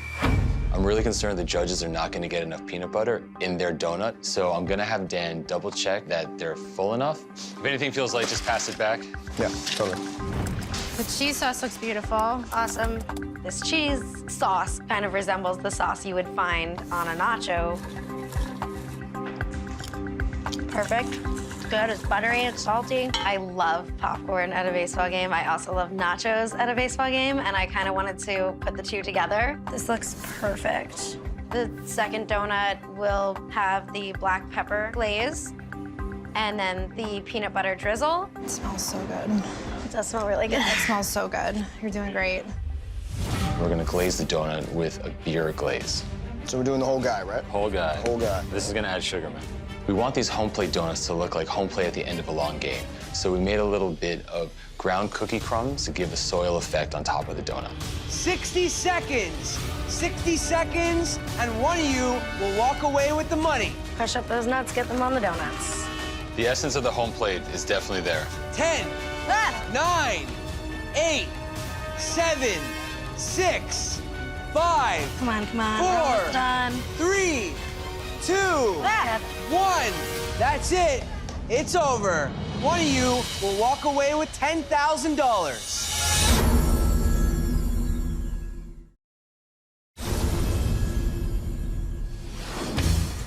Scott, Tara, we asked you to make 2 different donuts, and your theme for this challenge is baseball. Scott, tell us about your donuts. So our first donut is our hot dog donut. It's got a red berry filling topped with a sweet cream, as well as some puffed rice for that caramelized onion effect. Our home plate donut is filled with peanuts, as well as topped with cookie crumbs to give it a soil effect. Scott, your hot dog donut, it was really, really nice because it was savory. I got the idea of the mustard, and I loved the crunch of the candied Crispies on top. I think you crushed it visually. And I was so rooting for your home plate, but, oh, my friends, I don't know why my colleagues got all this delicious peanut butter filling that I would love to comment on. Sorry about that. Let me, Oh, that would have helped. Yeah. Oh, that's nice. Thank you. The moisture would have helped that donut go down. Tara. For the baseball theme, we chose to do a popcorn and cheese donut.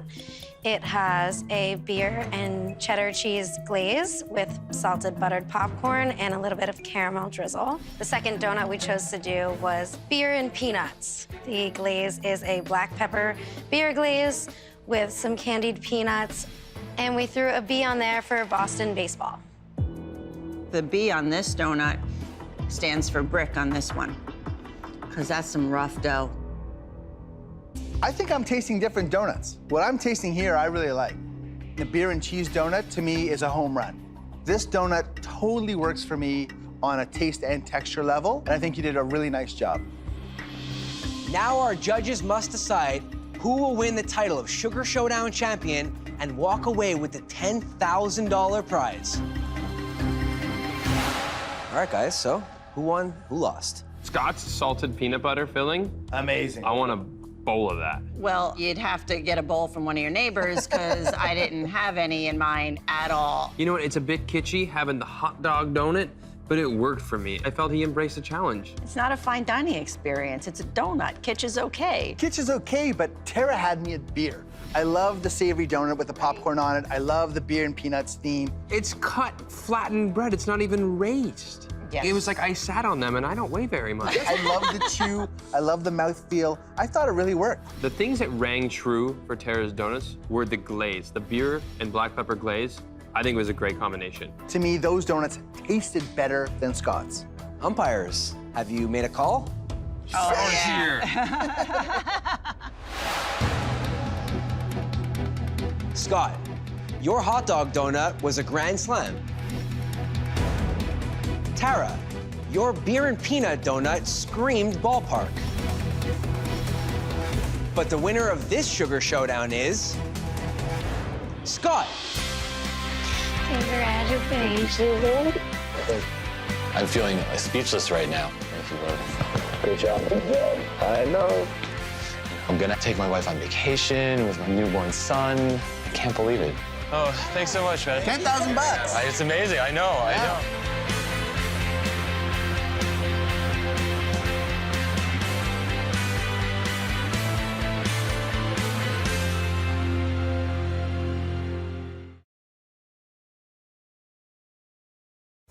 On this Sugar Showdown, 3 cupcake creators, 3 kitchens, 3 judges. The flavor is huge. Hashtag winning. Only 1 winner of the Sugar Showdown Championship and $10,000. Oh, look at these. Oh. Oh, God, I could use a cocktail. Go, go, go, go, go. Let's meet our bakers. Monty Nile of Oakland, California, runs Sweet Bar Bakery, is author of 4 cookbooks, and bona fide chef to the stars. I want to create some new cupcake concepts that just rock everyone's world. Kendall Harris from Albuquerque, New Mexico, runs Cake Fetish, a family business and labor of love. I am very competitive, and I've always done athletics. I came here to win, and we brought our A game. Faith Magliani from Vancouver, Canada, fell in love with her fiancé over their love of baking. They both quit their jobs and started Bluebird Cakery. $10,000 is gonna help expand our business and also help with our wedding. Welcome to the Showdown. In this first challenge, you need to make cupcakes using this mystery ingredient: balsamic vinegar. When the cupcakes are baked, one of you is gonna have to leave. But 2 of you will then compete to win the title of Sugar Showdown champion and win $10,000. We will be judging you on presentation, taste, and creativity. All right, cupcakers, the moment you've been waiting for. You now have 45 minutes on the clock. Your time starts now. Balsamic vinegar, I think pairing it with a fruit to balance off the acidity. I'm making a rosemary buttermilk cake with a balsamic vinegar blueberry compote topped with a lemon mascarpone frosting and a balsamic vinegar cookie crunch. Our cake's gonna come out bomb. I'm making a dark chocolate balsamic cake with a raspberry balsamic reduction filling and a vanilla mascarpone whipped cream and topped with fresh raspberries. Smells balsamic-y. So I'm just getting the lemons juiced here for you. I'm gonna make an olive oil cake with a little bit of lemon and rosemary in it. Then I'm gonna top it with a balsamic cream frosting. And then I'm gonna sear a fig in a little balsamic syrup. When we heat the vinegar, it's gonna smell really bad. I mean, personally, I like the smell of balsamic vinegar, but I'm a weirdo, so there you go. Let's meet our judges. The Ace of Cakes, Duff Goldman. Owner of San Antonio's Bird Bakery, Elizabeth Chambers. Chef and owner of 9 restaurants Jeff Mahan. So you guys smell that? It's not balsamic vinegar, right? It's hard work. I smell balsamic vinegar. It smells salad. It smells like salad dressing. A lot of reducing going on. I just hope this thickens up a little bit once it cools down. So this batter, it came together nicely. I'm not gonna over scoop because you know how it tends to spill over the liners. All right, this is looking really good. Awesome. Oh my gosh, it's a little bit lumpy. It doesn't look like it's completely combined, but we need to get these cupcakes in the oven. You got everything in the pan? Yeah, balsamic, raspberries, sugar.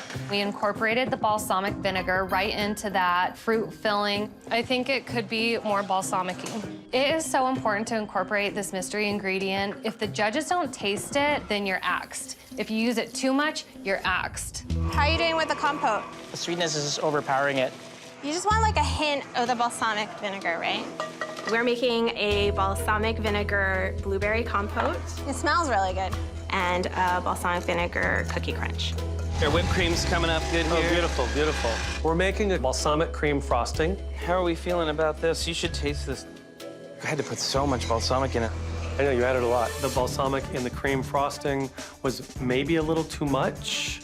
How much sugar did you add? You can't really add more sugar now, it won't dissolve. I'm even gonna throw one more tablespoon in just for the heck of it. I agree. Okay, I'm starting the mascarpone frosting.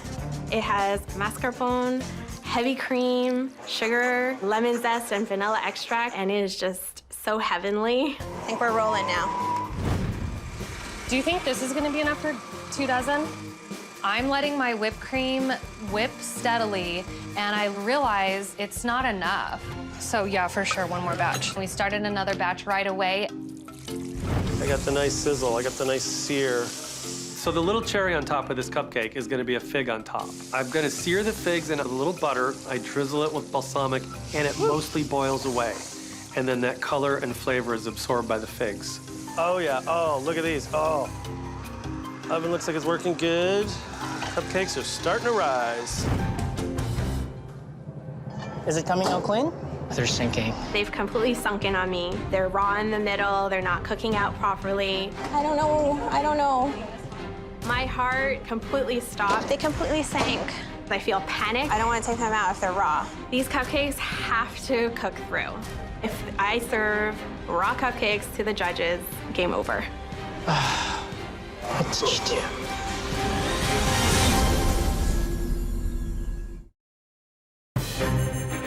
Cupcakers, you have 5 minutes left, and one of you is going home. I think that's okay. I'm taking my cupcakes out of the oven. At least they're cooked, I think. They're ready to rock. We need to core these cupcakes and fill them with the raspberry reduction.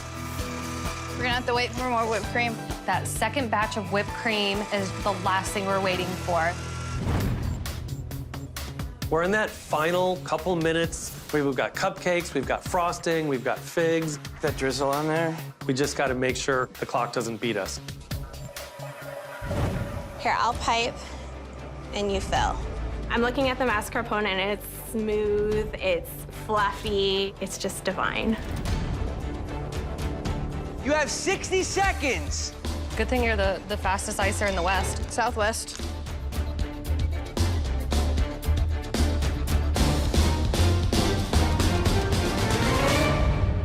10, 9, 8, 7, 6, 5, 4, 3, 2, 1. That's it, bakers. I asked you to make deliciously creative cupcakes using our mystery ingredient, balsamic vinegar. Kendall, describe your cupcake. We went ahead and incorporated the balsamic in a dark chocolate cake, and then we did a balsamic raspberry reduction, and we thought it would pair nicely with a mascarpone vanilla whipped cream. Kendall, did you taste this? Yes, And what'd you think? I liked it. Yeah, I did too. It's delicious. There's balsamic flavor in there, and it's kind of like floating around the raspberry flavors, but they're working well together. It's just right. Thank you. My cupcake experience started when Duff took his first bite because I could literally smell the chocolate wafting over it. The only thing I would say is The whipped topping, I like something on top of my cupcakes to be a little bit more substantial. Making it more of a buttercream, it could have made it better. Okay. Money. I made an olive oil cupcake with a little lemon and rosemary, a balsamic cream frosting, a balsamic seared fig, and a little balsamic drizzle over the top. I got this sort of savory and sweet, and that's balsamic vinegar to me. And as for the rosemary, perfect amount. So good job. Thank you. Monty, balsamic is a really big flavor. You need to sort of tread lightly. I think your frosting is way too sour. Faith, give us a scoop on your cupcake. Here you have a rosemary buttermilk cake with a balsamic vinegar blueberry compote, topped with a lemon mascarpone frosting with a balsamic vinegar cookie crunch for texture. Faith, thanks for giving me texture. I needed it today. That crunch on top is brilliant. Thanks. I love the cupcake, but unfortunately, I was left pretty much looking for the balsamic. I found blueberries and mascarpone, which is amazing, but unfortunately, that's not what the challenge entailed. All right, cupcakers, head back to your stations because our judges need to talk behind your backs. I feel really good about our end product. I think my creativity is going to get me into the next challenge. I'm really worried for our cupcakes. We're in survival mode.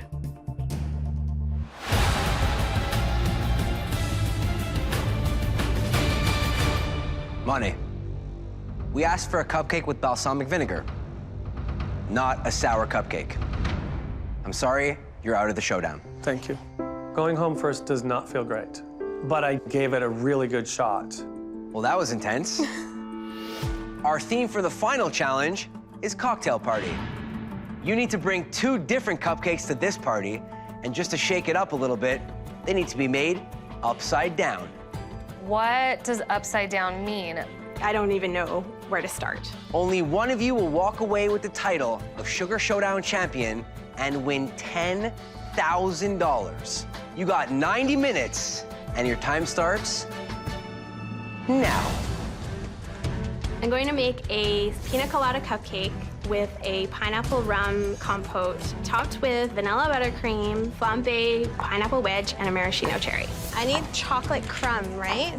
And I'm going to make a mudslide cupcake with chocolate cake, coffee liqueur pastry cream, topped with coffee buttercream, and a chocolate-covered espresso bean. Get her fresh strawberries, hurry. We're going to do a strawberry limoncello cupcake with a strawberry white chocolate cake and then a limoncello buttercream as well. Ooh, my favorite sound. And then we're gonna do a rose mimosa cupcake infused with sparkling wine, orange zest with a rose water sparkling wine whipped cream. The mudslide cupcake is gonna have a chocolate crumb crust to add a little bit of texture. Maybe the judges will go easier on us if we get them all buzzed.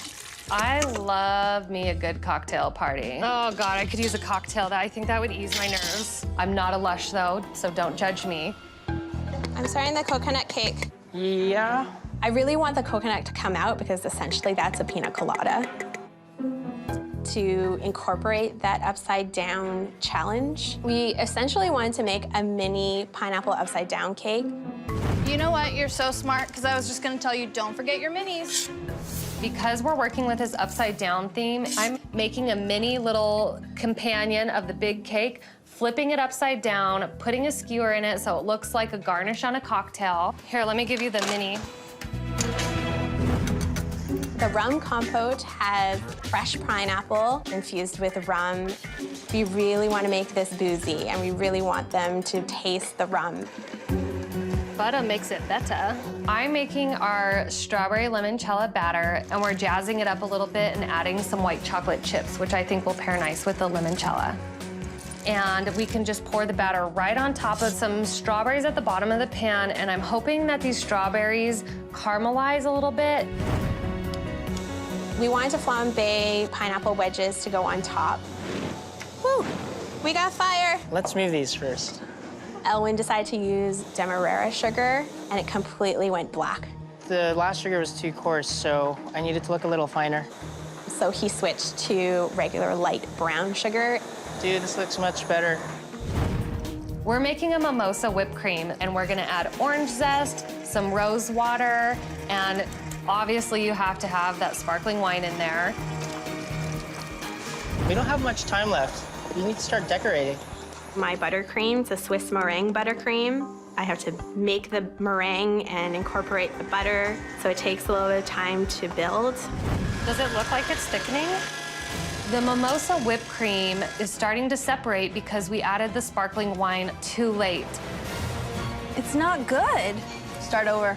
Seriously? Yes.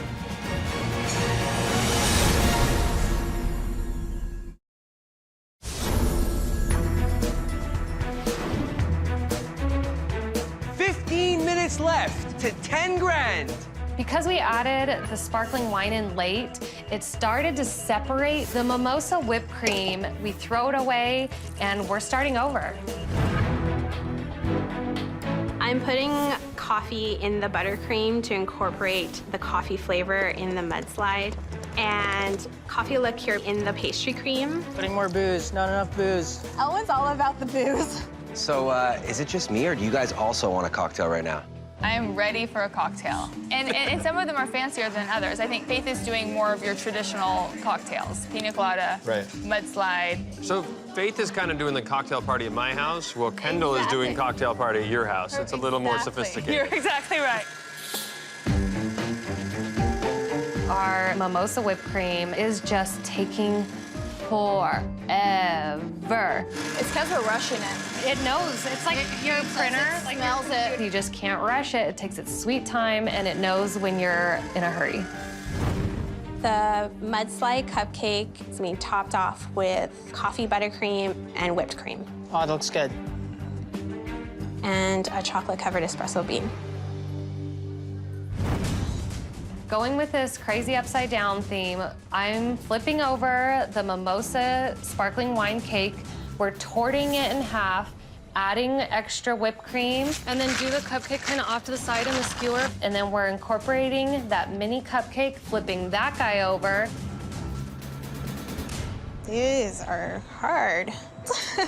The caramel I put in made the wrapper stick. Okay. These cupcake wrappers are super frustrating. They're not coming off clean. Just go, go, go, go, go, go. So we're trying so hard to get this done as fast as possible.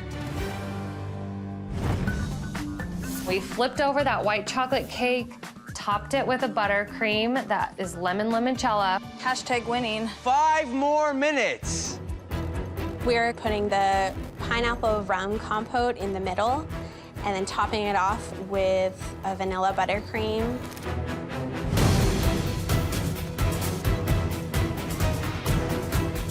We are scrambling to get these cupcakes done. Go, go, go. 10, 9, Move. 8, 7, 6, Need another cherry. 5, 4, 3, 2, 1. This showdown is over. One of you will walk away with the $10,000 prize. Oh my gosh.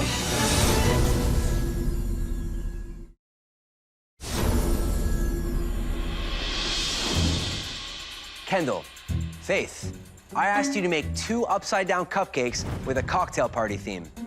Faith, tell us about your cupcakes. We made a pina colada cupcake. It has coconut cake with caramelized pineapple and a pineapple rum filling with vanilla buttercream, flambéed pineapple wedge, and a maraschino cherry. The second one is a mudslide. It's a chocolate cake filled with coffee liqueur pastry cream with a chocolate cookie crunch, coffee buttercream, and whipped cream. You made 2 really good cupcakes, very well executed, and the flavor in your mudslide cupcake is huge. It feels like you baked a little cookie into your cupcake, and I think it's delicious. Thanks. Faith. My only concern was the crispiness of your pina colada cupcake. It feels like it was overbaked, and the vanilla cake should just be consistent throughout. Kendall, give us the breakdown of your cupcakes. The first one is a rose mimosa with a sparkling wine in it, and we did an upside-down mini cupcake as kind of a cocktail garnish. The second cake is a strawberry white chocolate cake with a limoncello buttercream and garnished it with a beautiful strawberry. Kendall, way to accept this challenge. You nailed the idea of a cocktail party, and I'm so happy you made an upside-down cake. It actually really worked. I got cake, I got acid, I got buttercream. Thank you. Now, here's the thing, though.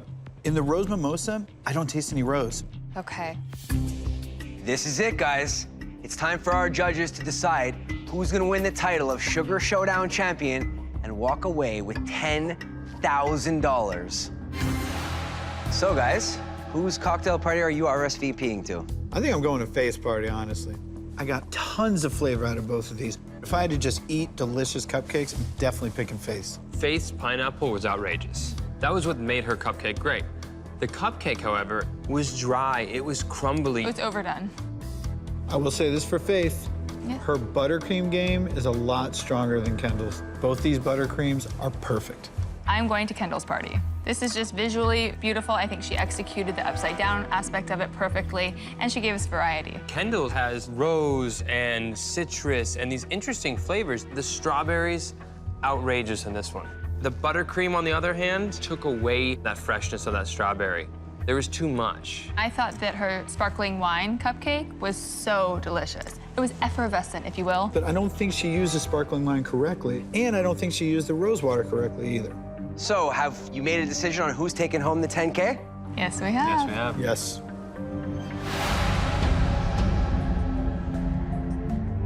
Kendall, your cupcakes were picture perfect.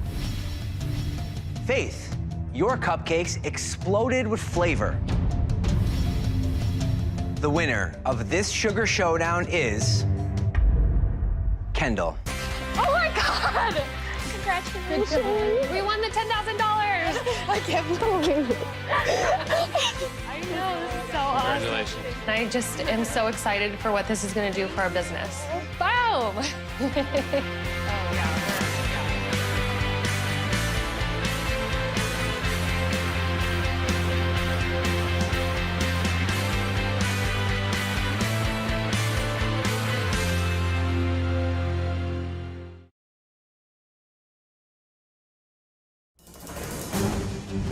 On this Sugar Showdown, we're looking for the best pies. 3 pie professionals square off to impress our panel of judges. I love, love, love the filling. Only one will be awarded the title of Sugar Showdown champion and walk away with $10,000. So rich. Pull them out, pull them out, pull them out. That's not cooked on the bottom.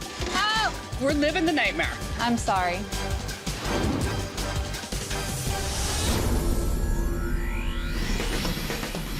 Let's meet our bakers. Meredith Layton and her husband Scott are missionaries from Knoxville, Tennessee, who run Buttermilk Sky Pie Shop. They specialize in Southern baking using their grandmother's recipes. We'd love to win this competition in honor of our grandmothers. You know, it's all about their recipes from our Southern traditions, and they're a part of our history. Sandra Hall from Chicago, Illinois is a culinary school graduate who runs Floriole Cafe and Bakery. Her shop specializes in French-influenced pastries. We're here because we want to kick some pie butt, be the best that we can be. Jen Burdock from Toronto, Canada started selling her delicious vegan pies at a farmer's market. Now she owns her own shop, Apocalypse Now. Love the smell of pie in the morning. I'm here to prove that vegan food can be delicious without feeling like a compromise. Welcome to the showdown. For this challenge, we need you to make 1 pie using this mystery ingredient: nutmeg. Holy crap, I have 50 ideas instantly right off the top of my head. When the pie crust flakes and the filling is placed, one of you will have to go home. But 2 of you will then compete for the title of Sugar Showdown champion and win $10,000. We'll be judging you on originality, presentation, and taste. You have 90 minutes on the clock. Your time starts now. I decide I'm making a pumpkin pie with coconut cream, and we're gonna brulee the top. Immediately, I dive into making the crust. All right, there's your chilled water. Our pie crust is made of flour, vinegar, salt, and vegan shortening, and very cold water, which is one of the ways that we get it to actually really flake up. What I've decided that I'm going to do is make our classic buttermilk pie with nutmeg in it, and then I'm going to add some grapefruit to wake up the flavor of the nutmeg. We're going to put that into our classic shortbread crust with pecans, and then I'm going to top it with a molasses pecan brittle. I'm going to work on getting these grapefruit sliced up. So the first thing I need to do is take care of the grapefruit, because it's going to be one of the toppings for the pie. We are making a pie based on the tiki cocktail known as a painkiller. It has a graham cracker crust. It's filled with a custard that is flavored with rum and coconut, and then we top it with whipped cream, a little bit of nutmeg, and really traditional tiki garnishes. First thing I'm starting to do is the graham cracker crust that's made of graham crackers crushed up, butter and sugar, a little bit of salt, and a pinch of nutmeg to get that baked and cooled so that the custard won't seep and the custard will stay cool as well. I'm gonna make chopping the pecans. We are making our classic pecan shortbread crust, and in that, of course, is butter. We've used a little bit of shortening, pecans, a little sugar, flour. There you go. You said 4 cups, right? Yeah, 4 cups. We're making a pumpkin filling. We're doing this using some canned pumpkin, coconut milk, brown sugar. We use some orange liqueur just to add like a little bit of extra depth to the flavor, and of course the nutmeg. Let's meet our judges. Name brand product developer Maggie McEwen, the ace of cakes, Duff Goldman, owner of San Antonio's Bird Bakery, Elizabeth Chambers. Who doesn't love pies, right? Love pies. And nutmeg is, I think, very warm and comforting. Typically, we do see nutmeg paired with fruit in more Middle Eastern cultures. As North Americans, when you say nutmeg, Thanksgiving, Halloween, Christmas. A tablespoon of it, because I really want it to pop out. I want to make sure that we took this spice and we made it the center of attention in the pie. Jen better wow us and dazzle us with something more than what we expect on Thanksgiving table.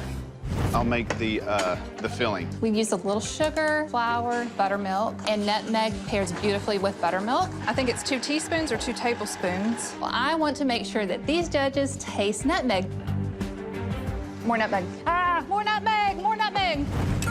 We're making a custard for the pie. It's a basic pastry cream, so it's eggs and milk and a little bit of coconut cream. To that, we also add some orange, lime, lots of rum. That all brings out the flavor of the painkiller drink. Booze and nutmeg are a perfect pairing. Every eggnog, shave nutmeg on top of your eggnog. The most important thing about this pie is the custard. That's where the nutmeg is, that's where the flavor is. If we goof up the custard, we're done for. Yeah.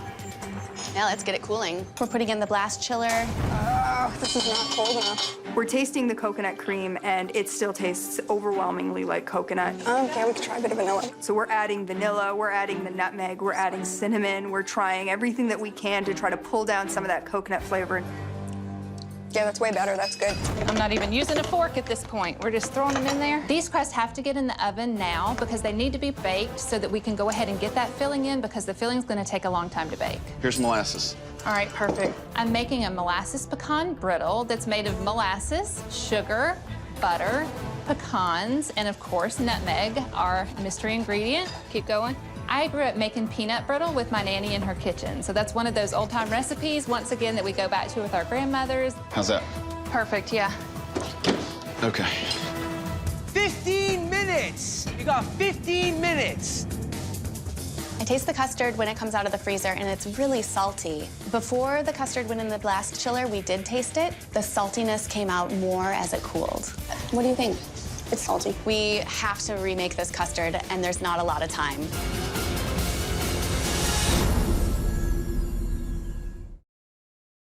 Hey guys, 10 minutes left. Only 10 minutes. This has to be right, or else.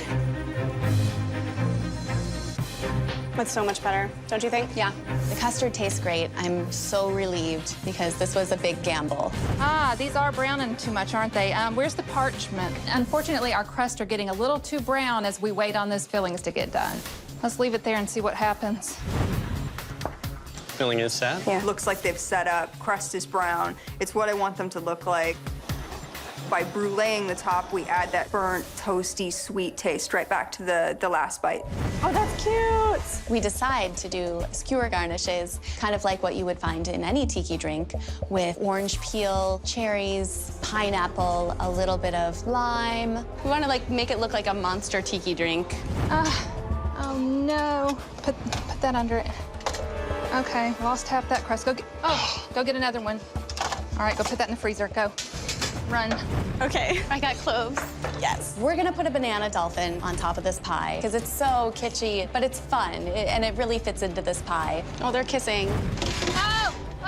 I'm afraid that the whipped cream is not gonna set, but we've got to get something on top of these pies. 10, Okay, put it on. 9, Where? In the middle, in the middle. 8, 7, 6, 5, 4, 3, 2, 1. That's it. Drop everything. It's over. Oh, man. Meredith, tell us about your pie.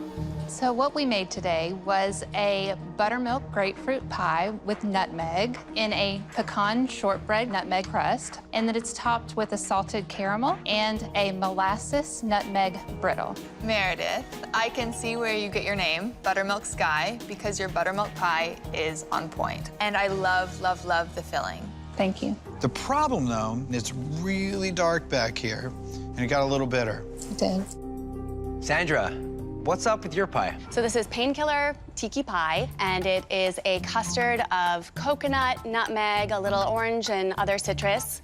And then it is in a graham cracker crust with a little bit of whipped cream on top and more nutmeg. Sandra, I thought you did a great job matching the nutmeg with all the tropical fruit. That makes sense to me. I love a graham crust, too. So everything about this pie is right up my alley. Okay. Sandra, this is my favorite garnish I've ever seen in my entire life. Here's the thing about your pie. You know what's weird? I think all the flavor ended up on your skewer and none of it ended up in the pie. Jen. We made a vegan pumpkin brulee pie with a coconut whipped cream on top that is spiced with cinnamon and nutmeg. Well done. This thing is really good. The coconut complemented the pumpkin, and the pumpkin and the coconut both complemented the nutmeg, and it was really there. Your crust, this dough is awesome. Great job. Thank you. The only issue I did have when I take a bite, I did get the crunch of the sanding sugar, but it tastes like sanding sugar. I wish that it were a little bit more of a cohesive crunch. All right, guys, you could head back to your stations. Our judges need to decide who's going home.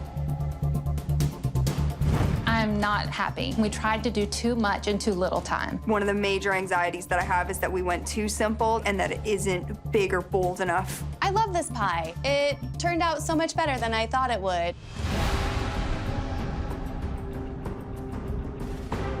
Sandra, we were disappointed that all of your flavors were on top of your pie rather than inside of it. I'm sorry, you're out of the showdown.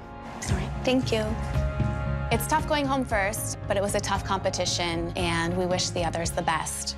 The theme for the final challenge is garden. You need to make 2 different pies, and none of your fillings can be baked. You have 90 minutes on the clock. Your time starts now. So a garden pie I get, but are you kidding me? I can't bake these pies. So I'm going to make a sweet avocado pie with almond crust and tomato jam. The second pie I'm gonna make is a salted honey and rosewater ice cream pie in a rosewater crust topped with a bee pollen granola. Avocados are nice and soft, so that's gonna make it easy. I am making an avocado filling, and I'm making it with cream cheese and some sweetened condensed milk to give it that sweetness. It's gonna need to chill for 30 minutes, so we need to get it going. I'm making a rustic farmer's strawberry basil pie, topped with fresh strawberries, a sugar glaze, basil leaves, and then drizzled with a vegan cream cheese frosting. Second pie, we thought that we would make a pie crust that almost looked like a flower pot. We're gonna fill it with a dark chocolate ganache, and then we're gonna top that with little fondant radishes with mint leaves on top. The first thing that I've got to do is I've got to make the crust. I've been making this crust for 21 years, which is no small feat considering I'm only 31. One of the biggest challenges with no bake is making something that you want to eat the whole thing of. It means you have to add more flavor.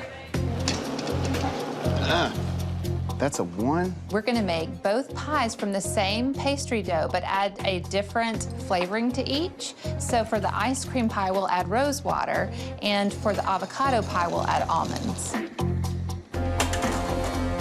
I hope this bakes up okay.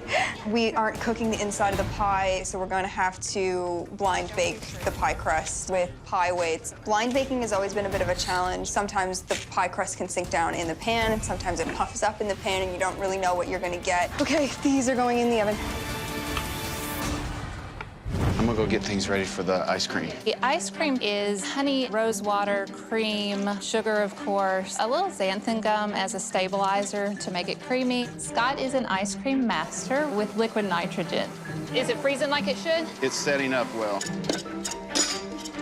How is it? Huh? Really good. Are you gonna bake the granola? Yes, we have to bake it. The granola is sunflower seeds and bee pollen, oats, and honey. And then you're gonna spread that out and let it bake. Oh my goodness, we gotta get started on the tomato jam. I've got to get on the tomato jam. I have forgotten all about it. The pies are in the oven, they're blind baking, and all I can think about is the bottom cooking? So I check in the oven and my heart immediately sinks because the bottoms of the pie crusts are not cooking through the way I expected to with the pie weights in. It's not cooked on the bottom. We gotta get these weights out.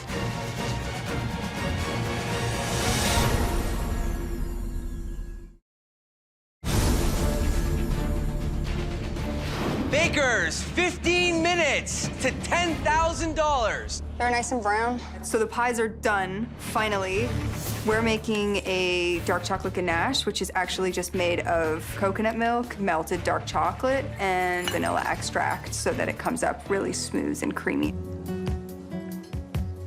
So rich.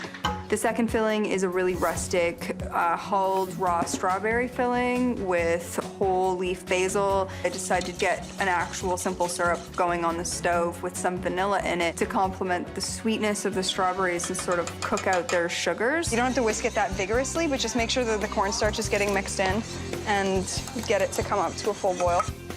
I add some agave sugar just to try to mellow it out a little bit. I add the sugar glaze to the strawberries and I'm stirring it up. I really want it to look rustic. I want it to look like you went out to the garden, you picked fresh ingredients and you just put it together in a crust. Do you think they look too rustic? No. As soon as I add the hot sugar to the berries, I realize I'm gonna have to work a lot quicker than I thought I was going to. The tomatoes are the highlight of this avocado pie, and if they don't make it on there, it's going to be very bland. It's got sugar in it, cayenne pepper for a little kick to set this thing off. 1 tablespoon of cornstarch, 2 tablespoons of water, and make a slurry, please. So I've got Scott adding a little bit of a cornstarch slurry to thicken this thing up a bit. And if it doesn't start thickening soon, I'm gonna get you to double that up again. Granola, where are you? Ah, granola got toasted. I'm assembling this ice cream pie first by drizzling a little bit of honey down in the bottom of the crust and then filling the ice cream. And then on top of that, I'm adding that great crunchy bee pollen granola. How's the avocado, Scott? It looks very green. I really want to see avocado cream. The thing about avocados, like, it's butter that grows on trees and it's delicious. How is it gonna set up? We don't want avocado soup. The fondant radishes we make by taking fondant, rolling into little balls, and then we're gonna top that with mint leaves. What do you think? Should I color these with a beet or should I color them with food coloring? Beet would be cool. These look like radishes, right? Do you think these look good? I think they look really pretty and cute. 1 minute left. 1 more minute. It's time to get this thing topped, and the jam has not set completely where I want it to be. It has thickened up some, but we're just gonna use it as a drizzle now. The chocolate ganache comes out of the fridge. We're gonna start putting it into the pie shells. Yeah, let's go easy. Put that much in the other two. I don't get it, man. Jen's making a predominantly chocolate pie. Now, I know she has a little mint in there. Does that really say garden?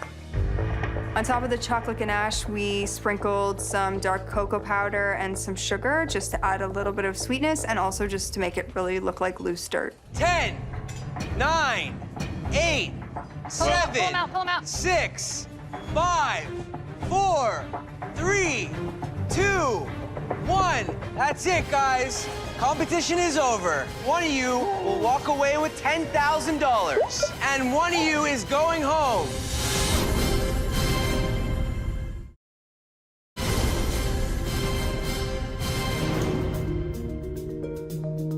Meredith, Jen, I asked you to make 2 different pies following the theme of garden, and your filling must not be baked. Meredith, fill us in on your pies. We've had a salted honey and rosemary water ice cream pie. It's in a rose water crust, and it's topped with a bee pollen and sunflower seed granola. And the second pie is a sweet avocado pie in an almond crust, and it's topped with a spicy tomato jam. Meredith, I cannot imagine embracing the theme better than you did. Your garden has it all. It has fruit, it has vegetables, it has herbs, it has bees.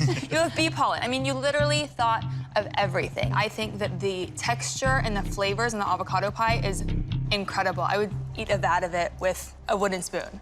Thank you. But what happened with the crust? It doesn't look like it was baked at all. Yeah, I'm sorry. Jen, tell the judges about your pies. I made a flower pot mud pie with fondant and mint radishes and a rustic strawberry basil pie as well. This strawberry and basil pie I found quite delightful. The basil and the strawberries, they work well together, and it was quite a pretty looking pie. Well done. Thank you. I took a bite of your flower pot mud pie and it was just like, oh, you're gonna bite me? And it just punched me in the face with chocolate. Like, it's such a huge flavor. It's just too much. All right, guys, it's time for our judges to decide who will go home with $10,000. 4 awesome pies. What do you guys think? I think Jen's garden and Meredith's garden are 2 very different gardens. I'm really impressed with Meredith, I gotta tell you. Bee pollen, rose water, avocados, spicy tomatoes. I mean, these are big, complex flavors. I think she really thought the textures through. I would order Meredith's avocado pie at a restaurant. The only problem with Meredith's pies are the crust. It was so doughy and undercooked, and it's gonna be hard to win a pie competition if you can't make a crust. I don't know about you guys. The thing about Jen's flower pot mud pie is that normal mouths can't handle that much chocolate. It's just too much. I like the chocolate, and I've been craving it all day. Jen's strawberry pie is something that you would serve at a garden party. I love the basil in it. The strawberries are really good. I love this pie. It's more like a tart than a pie and kind of left me wanting more. All right, well, have you guys decided whose pies you're gonna pick and whose pies you're gonna weed out? Yes, we have. Meredith, your pies beautifully convey our garden theme. Jen, your pies are earthy, rustic, and delicious. The winner of this Sugar Showdown is Meredith. You're kidding.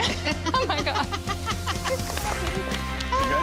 I cannot believe we won this thing. We had so many challenges along the way, and all I can say is thank God. We are so excited. Thanks so much. Awesome. Great job. Congratulations. Good job. Okay. Tough competition.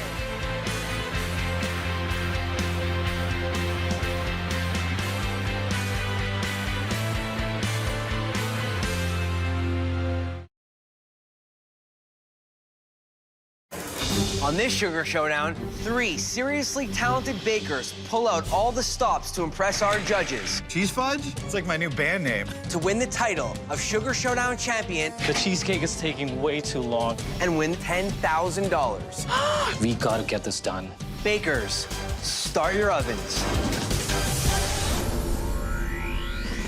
Let's meet our bakers. Farzan Fala from Toronto, Canada has worked in some of the top restaurants in the country.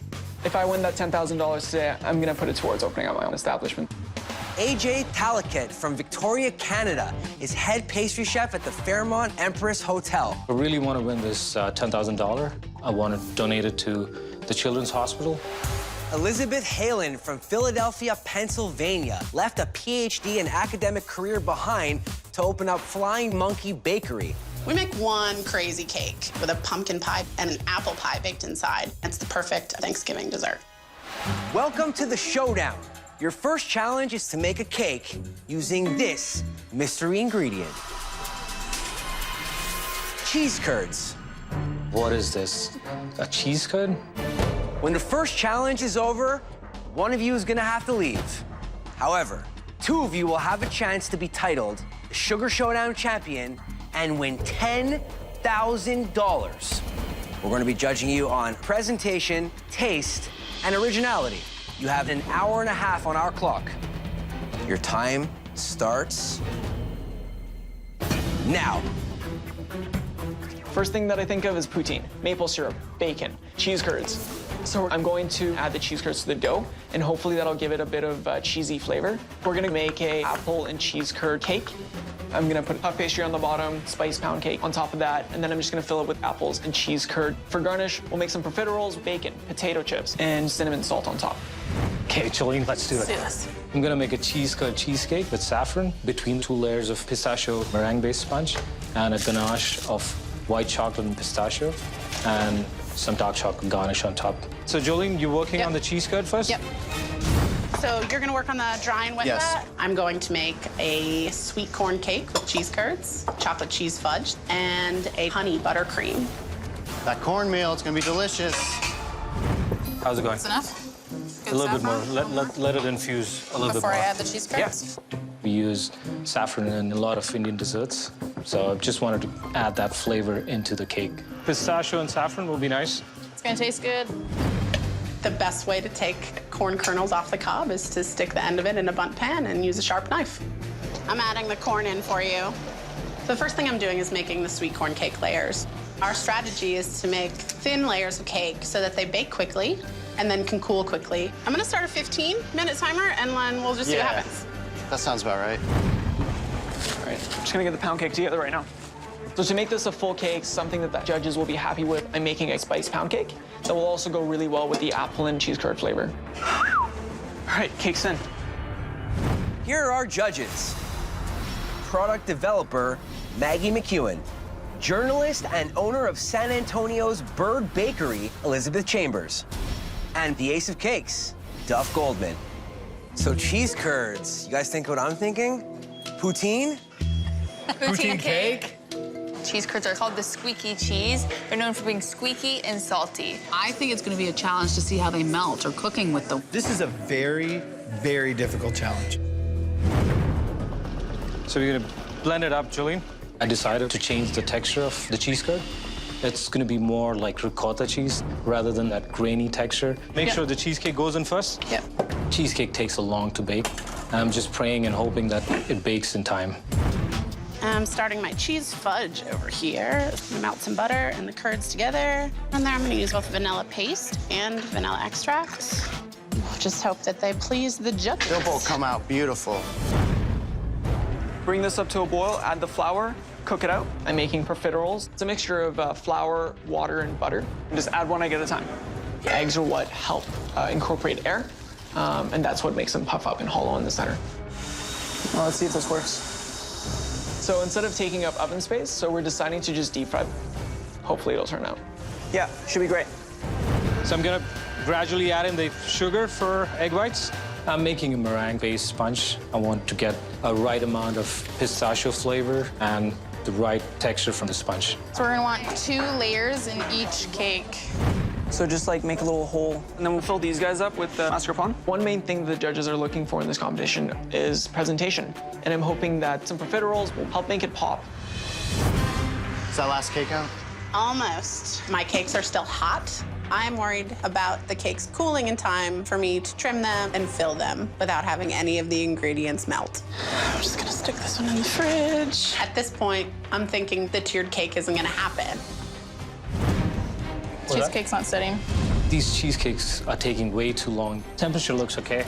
I'm gonna take some mix out. Yeah, put it on the half seats. Yeah, so it's thinner. Yeah. Sounds good. I'm hoping it bakes faster. We gotta get this done.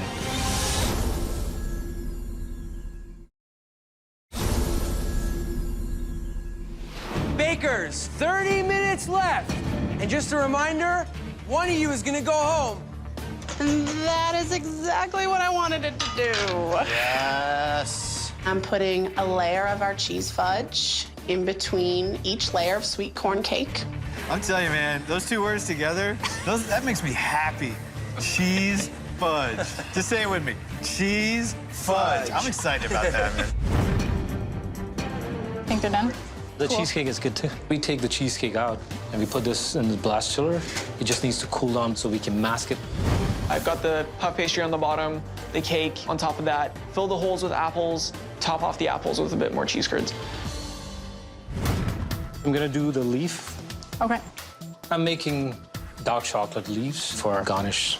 This is what I'm known for, my chocolate work, and I want to show that off. I'm putting in a little structure by cutting some plastic drinking straws and sticking them in the middle of the large layer so that when I place the 6-inch layer on top, it's nice and stable. The cheesecake is taking way too long. My cheesecake is not cooling down. My vision is to put the sponge in the bottom, the cheesecake in the center, and the sponge back on top. So I have to change to plan B. We're gonna sandwich this. Sandwich 2 layers of the pistachio sponge with some raspberry jam. Cheesecake on the bottom, pistachio sponge on top. Ganache the whole thing, chilling. Glaze that with some white chocolate pistachio ganache. It's gonna have a rustic, dripping look. I'm gonna build this, you're gonna build this one.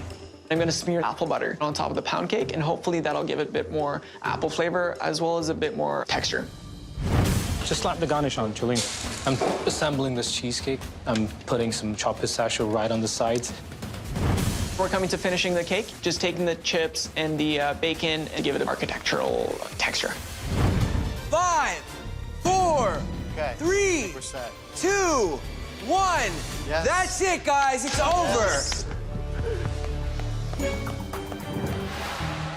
Bakers, your first challenge was to make a cake using our mystery ingredient, cheese curds. Farzan, tell us about your cake. So the base of the cake is a puff pastry made with cheese curds in it, then a spiced pound cake, roasted apple with a bit of bacon, and then little profiteroles that are filled with mascarpone. I would have liked to see more cheese curd taste, but everything else was delicious. This cake, it's wild. It actually tastes to me almost like pizza. If I was you, I would quit your job, get a food truck, and just serve this pizza cake. There's a lot going on here. The thing I like the most is the caramel with the bacon. This is the problem. It's also dominating the cheese curds. AJ. So I made a pistachio saffron cheese curd cake and also tried to showcase some of our chocolate work. Please enjoy. AJ, you blew my mind. I think you did an excellent job profiling the cheese curd. Okay.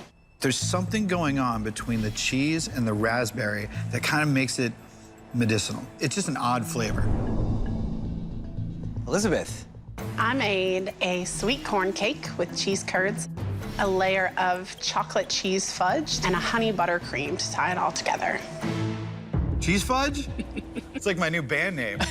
We are Cheese Fudge. You know, that's so good, cheese fudge. But I don't know if you should have called it cheese fudge. I think you just should have called it fudge. I don't taste any cheese. Everything about your cake, the density, the moisture, perfect crumb, you nailed the cake by itself. All right, thank you, bakers. You could head back to your stations while the judges figure all this out. It's gonna be anybody's game. It's done, it's done. I'm not really sure. Couldn't taste the cheese and everything. The judges have reached a decision. AJ, your chocolate work wasn't enough to save your cake. You're out of the showdown. Thank you. Good job, man. We took a bold step by baking a cheesecake. Presentation suffered, and we paid the price. Bakers, for the final challenge, you need to make a cake following a wedding theme. And your cake needs to have 3 different layers. I knew one day that I was going to make a wedding cake. Didn't know that it was going to be today. You have 2 hours on the clock. Your time starts now. So we're going to make a 3-tiered cake, each tier being a marriage of 2 different flavors. The first one, raspberry and sparkling wine cream. The second one is going to be a wildflower and lemon curd. And the third one is going to be a coffee and chocolate cream.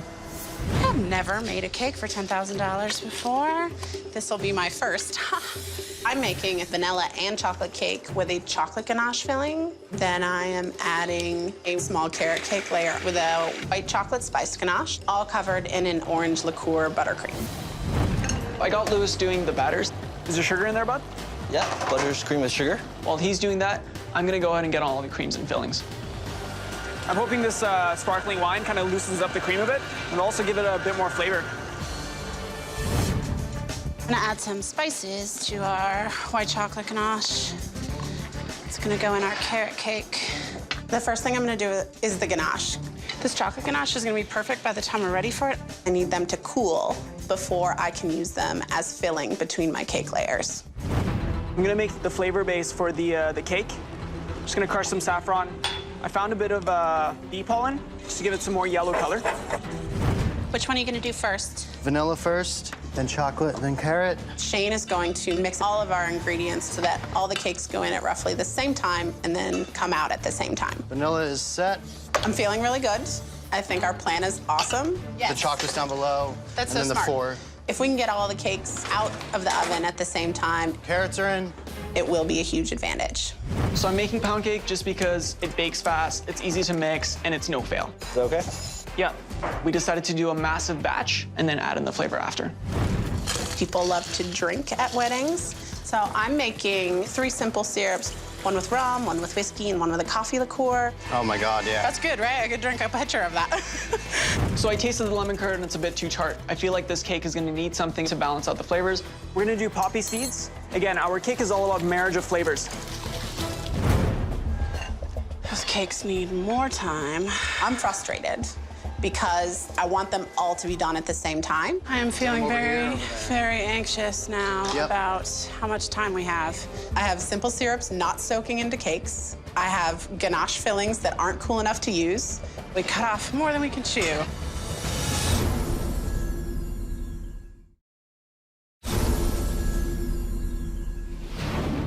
Only 20 minutes left. Remember, $10,000 is on the line. We cut off more than we can chew. I'm frustrated. The cakes aren't done. We just have to take a step back and let the oven finish baking the cakes. So I take the coffee cake out. Cakes turned out great. I was feeling pretty relieved. The other trays are gonna turn out just like this one simply because we use the same batter. Yes. So the cakes aren't out. We trim them up. We soak them in the cold, simple syrup. Who needs fingerprints? And you've still got the rum soak. That can